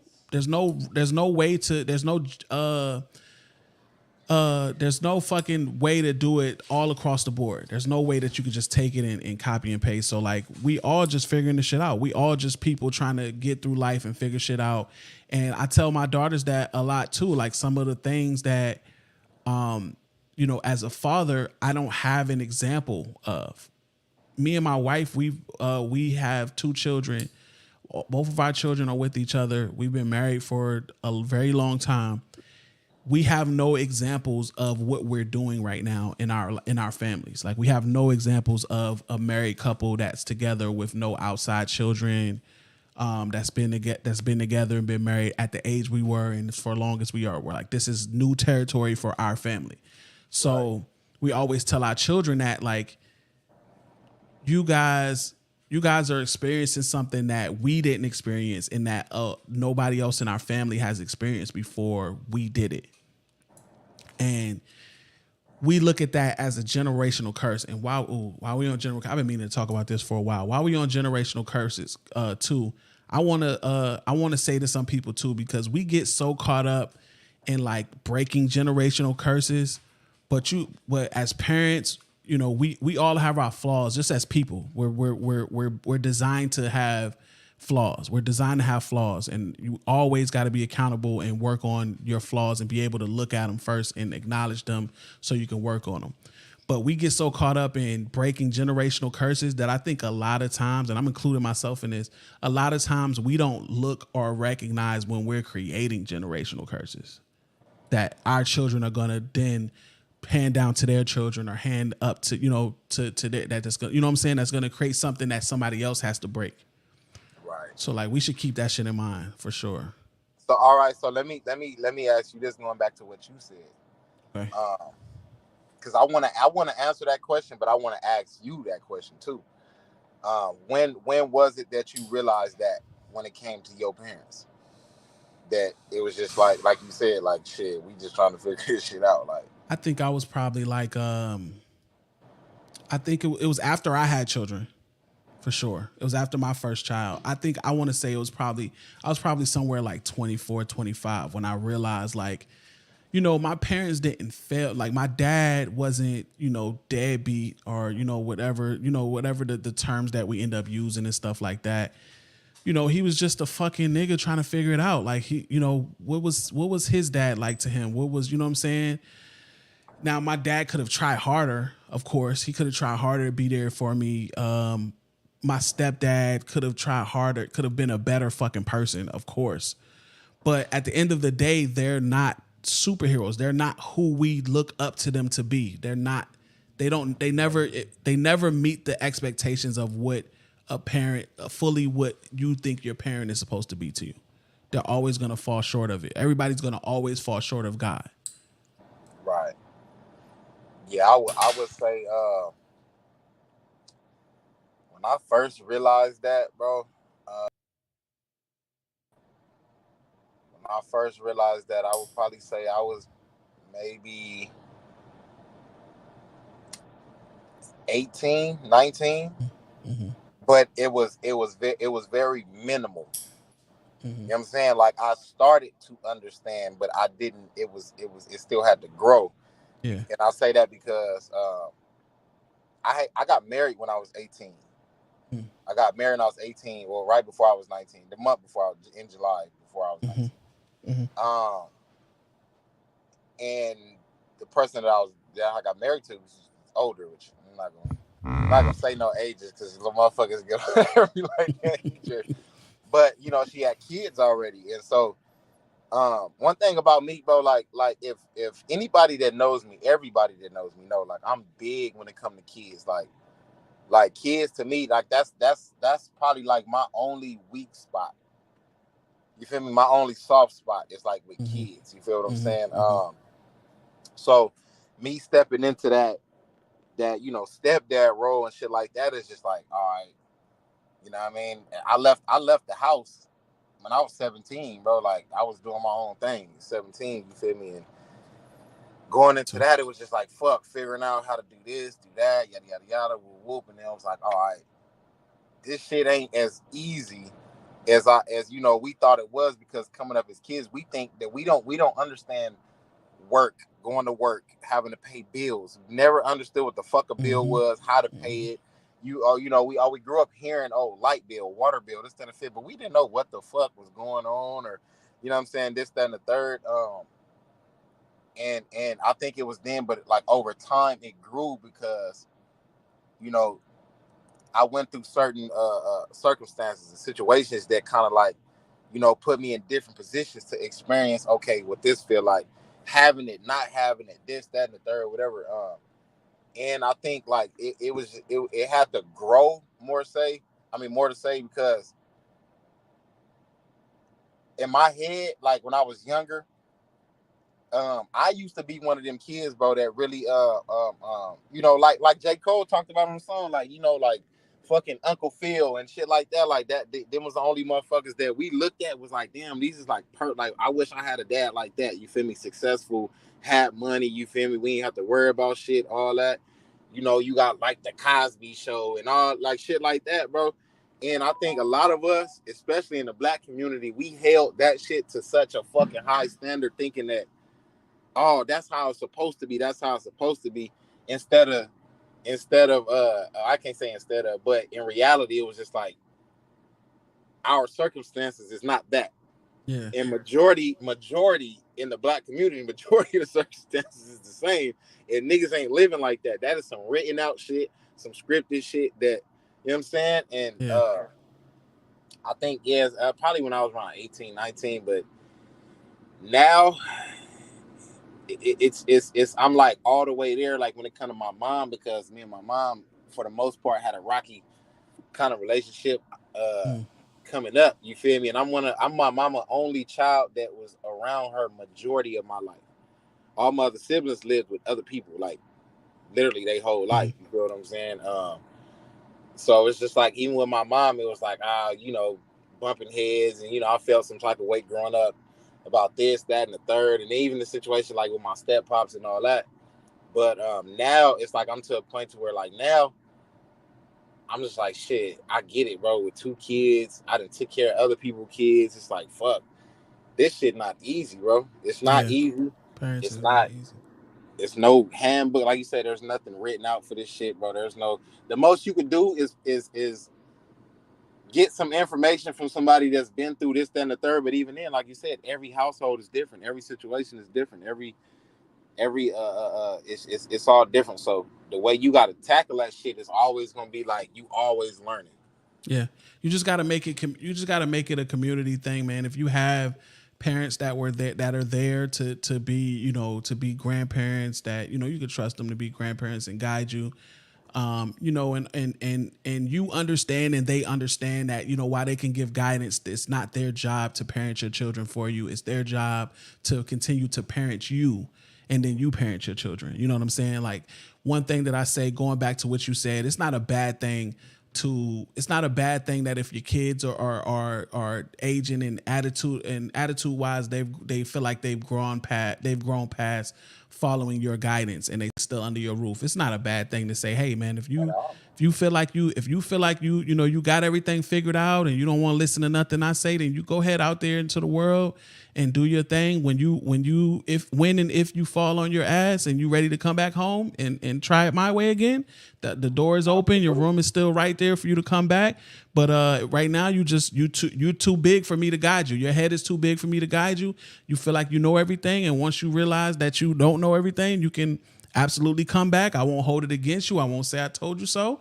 I will welcome you back in, and let's continue going on towards the path and me guiding you. Because one thing we always try to teach our children is that everything we tell you is for the betterment of you. We're never guiding you. We're never guiding you to something just because it's what we want. We're saying it because we've been through this, or we don't feel like it's the right thing for you. It's never for us. It's never to guide you to what we want to do, for sure. Right. So so outside of that, like, I do feel like parenting never stops. Even when your kids are out in the world, whether it happened through that way or whether they just, whether it's a mutual good thing that they're leaving and just trying to be out on their own, the parenting never stops. I think you parent your children all your life until you leave this world and leave them in this world alone. You're parenting them every time. Again, like I said, when your children have children, it's not your job to parent those children. It's your job to continue parenting your child and how they should be parents, or how they could be better parents, or whatever it may be. Yeah, I feel like our when like looking back on a lot of shit, like my grandparents, like my grandpa, rest in peace. I was a stubborn motherfucker, and I'm a Leo, so my pride is extremely fucking high. Like, there's a lot of times there's nothing you can fucking tell me. I don't ask people for help. Like, I don't run to nobody for help. I never fix my motherfucking mouth to ask somebody for shit. And like, I gotta be damn near on my deathbed to fix my mouth to ask for some help or some shit like that. Other than that, like, I've always figured everything the fuck out. Yeah. One thing my grandpa used to tell me was like you gonna stop doing that shit, because you're going to need somebody's help. You're going to need somebody's help. And I was 15, 16 years old when he telling me this. So then I don't know what the fuck you talking about. Like, I don't understand that shit. Like, I'm out here, I'm thugging, I'm hustling, like, I'm selling dope, I'm this, or whatever. And you know what I'm saying? It's been a few times, I'm not gonna say many, but there's been a few times where, life has shown me that, like, fuck, like, he's right. And I think one of the things is with parenting too, we have to parent our kids, and we also have to understand that a lot of our parenting is going to come, we have to expect them to fall on their ass. Oh yeah. Throughout the parenting. It's part of life. So what it is like, okay, the times where you fall on your ass, I want those, our job is to where those times when you fall on your ass, those are the things that you can bounce back from, but you learn from. You're like, okay, cool. Like, damn, now I know. And all right, I'm finna double back and I'm finna do this shit like this, or I'm finna start moving like this or thinking like this. And the things that you could fall on your ass about that could be detrimental to your future. Those are the things that, now our job come into play where, all right, we gonna put some padding under your ass, because those are the things that we not trying to let y'all get to, because you know what I'm saying? Now, if you fuck your future up, there's nothing that we can't go back and live that for you. We can't go back and, you know what I'm saying? At the end of the day, like you said, you feel like you've grown. Okay, cool. Listen, there's a whole world out there that's going to absolutely show you that, hey, how grown you not, how grown you not, because you got to think, bro, we in our 30s and shit, 30s and up or whatever, and we still are like, fuck, man, this grown, like, what's going on? This adult shit. I don't think you never have it all the way figured out. And that's another thing that, because I remember a lot of shit that my grandpa used to tell me, and he always used to tell all of us, you're going to learn up until the day you die. You're going to learn up until the fucking day you die. He said, you're going to learn from everything. You're going to learn from the smart people around you. You're going to learn from the dumb people around you. You're going to learn from the people the lost people around you. You're gonna learn a lot of shit, but you're gonna learn up until the day you take your last breath. And I'm just like, damn, that's looking at it now. It's like you got kids, you know what I mean? We growing up, we thinking like, all right, when I have kids, I'm gonna have it figured out. I'm gonna have this, you know what I mean? The big ass house, the cars, the money, and I'm gonna give my kids this, that, and the third, and then reality smack you in the fucking face, and they be like, 30 years later, like, nigga, no. I don't have shit figured out. I don't have shit figued out yet. I don't got nothing. You in your 30s getting the shit figured out, and then you look. That's the contrast between things too. Like Bobby, I've been wanting to ask you and trying to find a spot to ask you if you plan on having kids, like at all, and what type of parent you feel like you feel like you would be. Shout out to Circle 7. That's the caveat. Yeah, when you release them into the world, they might not make it back. That's how I lost my son. You just have to do the best you can and pray that the choices they make are influenced by your wisdom. Yeah, man. And definitely still prayers and blessings to you, Circle. I know that happened. I know that you went through that tragedy. And it's not just something that happened in your past. It's something that you probably deal with every day. You know what I'm saying? Your son not being there because, just not the way that the world is supposed to be. Us as parents, we're not supposed to bury our children. So, I know that's a really tough thing that you got to deal with and be strong, like fight for strength every day for. So I always commend you, bro, because you still a positive figure in the community. You don't let that keep you from like being outside and positively influencing everybody in the community. So we appreciate you out here, bro. For sure. Yeah. Shout out to you for that too, because bro, that takes a fucking lot when you are mentally and emotionally, like something like that, when you mentally and emotionally drained, like you just, that's like an empty spot in you. A lot of people know, because like my first son, I lost my first son passed away in my arms. You feel what I'm saying? He was at the hospital. He stopped breathing. So that's something that now it's easier. I'm not gonna say, and I never tell people, like when people lose somebody, especially a kid, like I got a few friends that lost kids. And we all kind of like gravitate towards each other because we've all been through that. We all understand it. We know the hurt. I wouldn't say dealing with it. I don't want to say like, I know how to deal with it now. It's just I go about it now. It's easier for me to cope with because I find when I get into those moments, I find shit to kind of not so much as get my mind off of it, but kind of change my direction towards how I'm feeling. You know what I'm saying? Like, hey, I'm fucked up about my son not being here, but you know what? Let me take that energy and let me go put that into something that might help the next person. That might, you know what I'm saying? Put even if it ain't got nothing, even if the next person ain't got that, they don't got the same situation going on. They might be going through some shit to where I'm like, you know what? All right, I'm finna, because I want to get myself out of this feeling. I want to go help somebody else. You feel me? And that shit is hard, bro, because like I said, I salute him for that because I'm that same person. I've been through that and I'm a giver. Like, I give shit away. Like, I'll let everybody know that, but it's, that's hard. And like you said, bro, I think that's like the biggest thing especially us as Black people, bro, because we are more fucking prone to leaving the house, and our chances of coming back are way less than anybody else. You feel what I'm saying? And I think that's one of the biggest things when it comes to us is like, we grow up how we grow up, but when we lose somebody, or especially like your child or something like that, like, all right, it's time for you to go be grown. Like, hey, you know what I'm saying?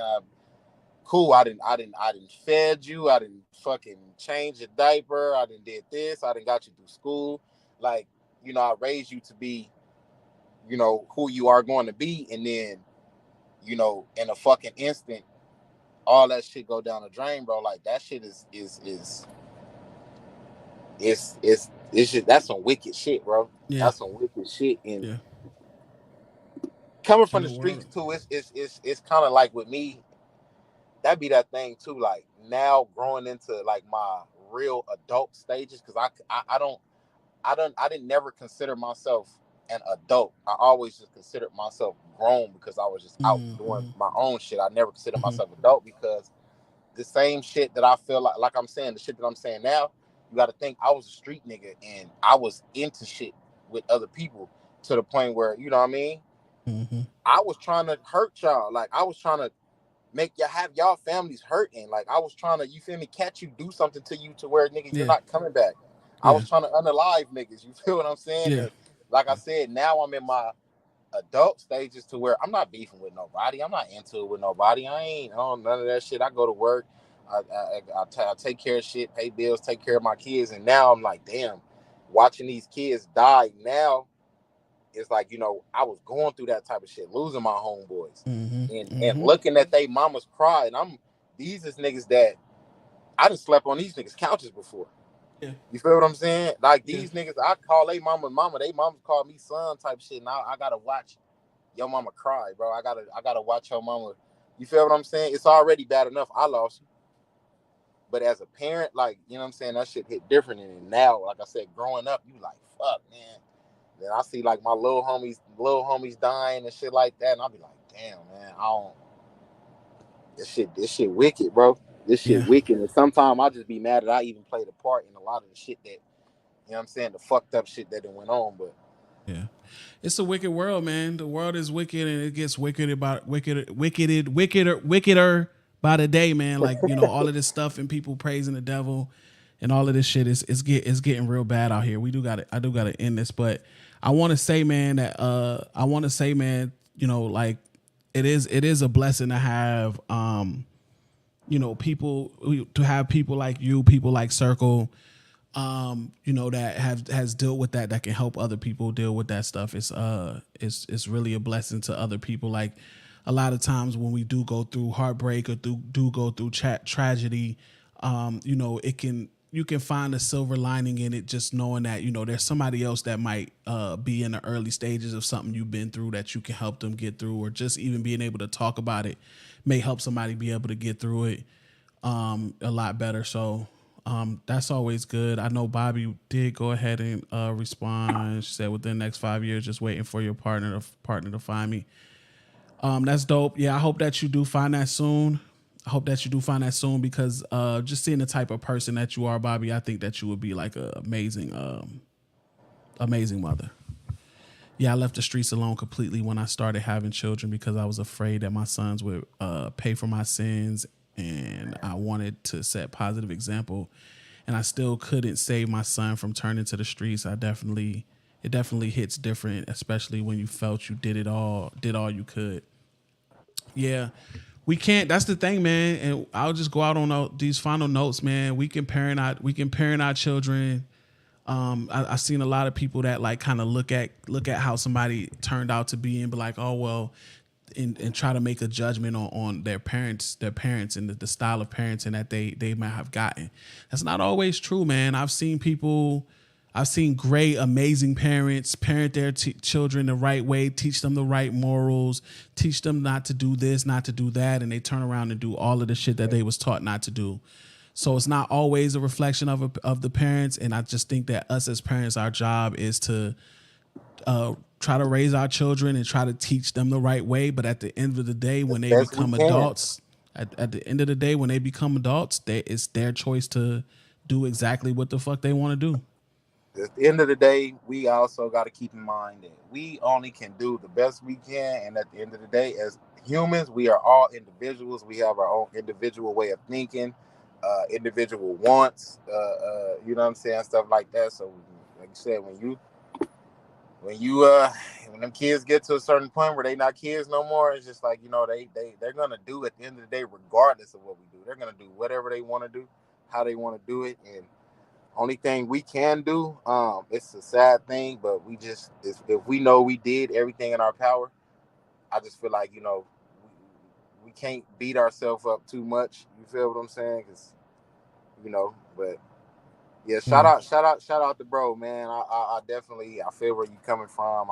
Same space. And anybody, before we get off here, I'm a open book, man. Anybody, I don't give a fuck who you is. It's been motherfuckers that have posted suicide shit on here that I don't even know. I don't know them. Ain't never seen them, met them, don't know who the fuck they is. And I hop in they DM like, hey, what's going on? What's popping? You know what I'm saying? We ain't going that route. You know what I'm saying? I'm somebody that tried that before. You know what I'm saying? I ain't gonna get too into it. Yeah, we finna get off here, but I'm somebody that been through that. And you know what I'm saying? At the end of the day, like you said, bro, just having somebody like anybody on this motherfucker, whoever watching, going through it, man, listen, you motherfuckers want to talk anything, I'm that come to me. I'm not gonna tell nobody what you got going on. That's just, I don't give a fuck if we don't like each other after whatever the case is. Yo, I will never, because I don't want to see that shit, because I've been through enough of that to know how that shit feel, and that shit is not the way no human should feel, bro. So absolutely. Yeah. I extend that invite to everybody as well. I did see something disturbing from a guy that that I'm pretty cool with on Facebook today. That reminds me, I'm actually gonna call him when this goes off, because I didn't even want to just DM him. I wanted to actually call and like talk voice to voice. About some shit he posted. So yeah, man, definitely always, man, when you feel it in you, bro, to reach out to somebody, do it, man, because you never know. Like, they could absolutely not have anybody reaching out to them and doing that, and you could be that person that could talk them off of that proverbial ledge. You know what I'm saying? Whatever it may be, man. Definitely just always spread peace, love, and positivity, man, to everybody. Cause man, love wins, love kills all of the bad things in this world. That's the only thing that's undefeated. God and love. Those are the only things that's undefeated in this world. Like, you can't beat it. So yeah, man. I appreciate you, Will, for coming on here, having these deep discussion with me, bro. It's I ain't gonna hold you. It's enlightening to have these conversations with you, because we kind of get caught up in this social media shit of like the personas that we are. We all just on social media, chilling, getting our shit off, having a good time. But like, a lot of these deep conversations kind of get overlooked. You know what I'm saying? Over the fuck shit. The fuck shit gets focused on, and these real conversations kind of get skipped over. So I appreciate you for coming on here, bro, to talk. That's because people hold us to only be, they see the content creators. Yeah. People don't understand, as content creators, is content. The content has to be entertaining to the public. Yeah. So a lot of times, like you said, we're going to shoot our shit. We're going to crack jokes and all that. That's another thing. Whoever be on this motherfucker, hey, I am a comedian.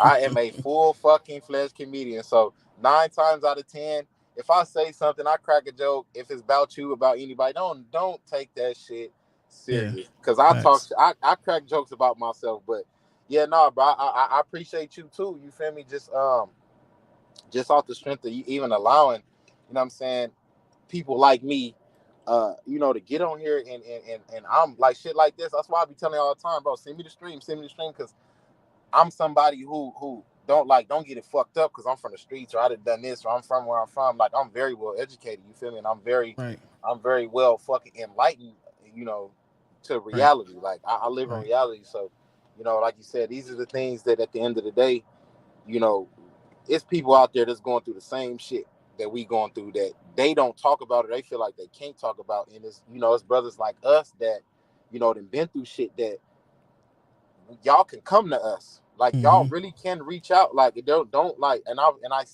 really, really say that to say, do not hesitate. Like, I don't give a fuck who you is. You know what I'm saying? White, black, fucking brown, green, blue, whoever, male, female, reach out, because it's not healthy.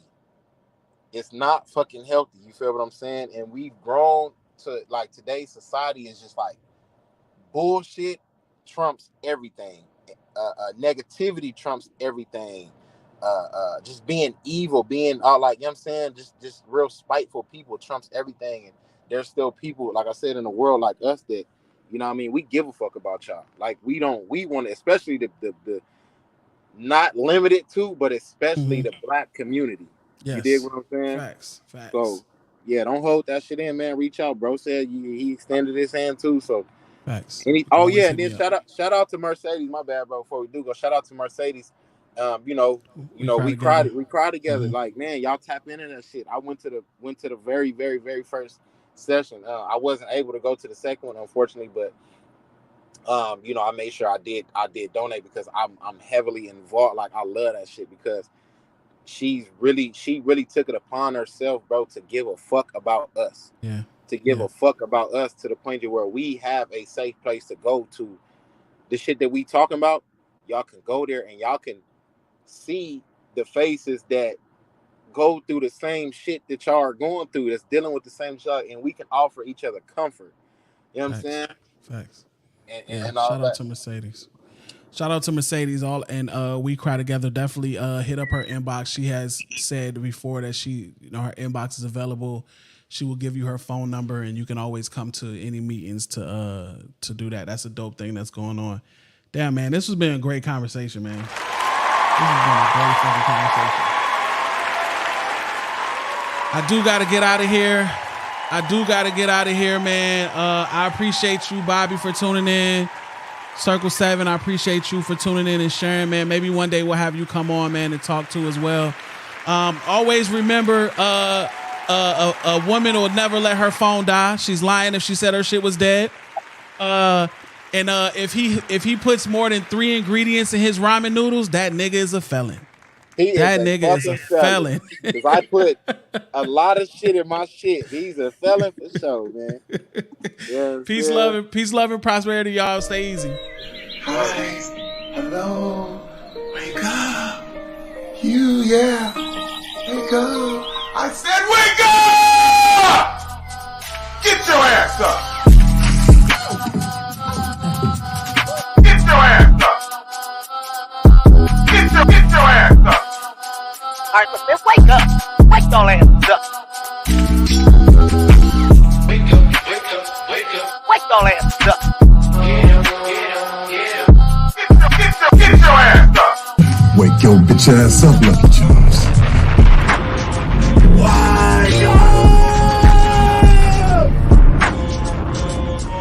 Wanna wake me up, I'm up. And I ain't know what you niggas do shit about it.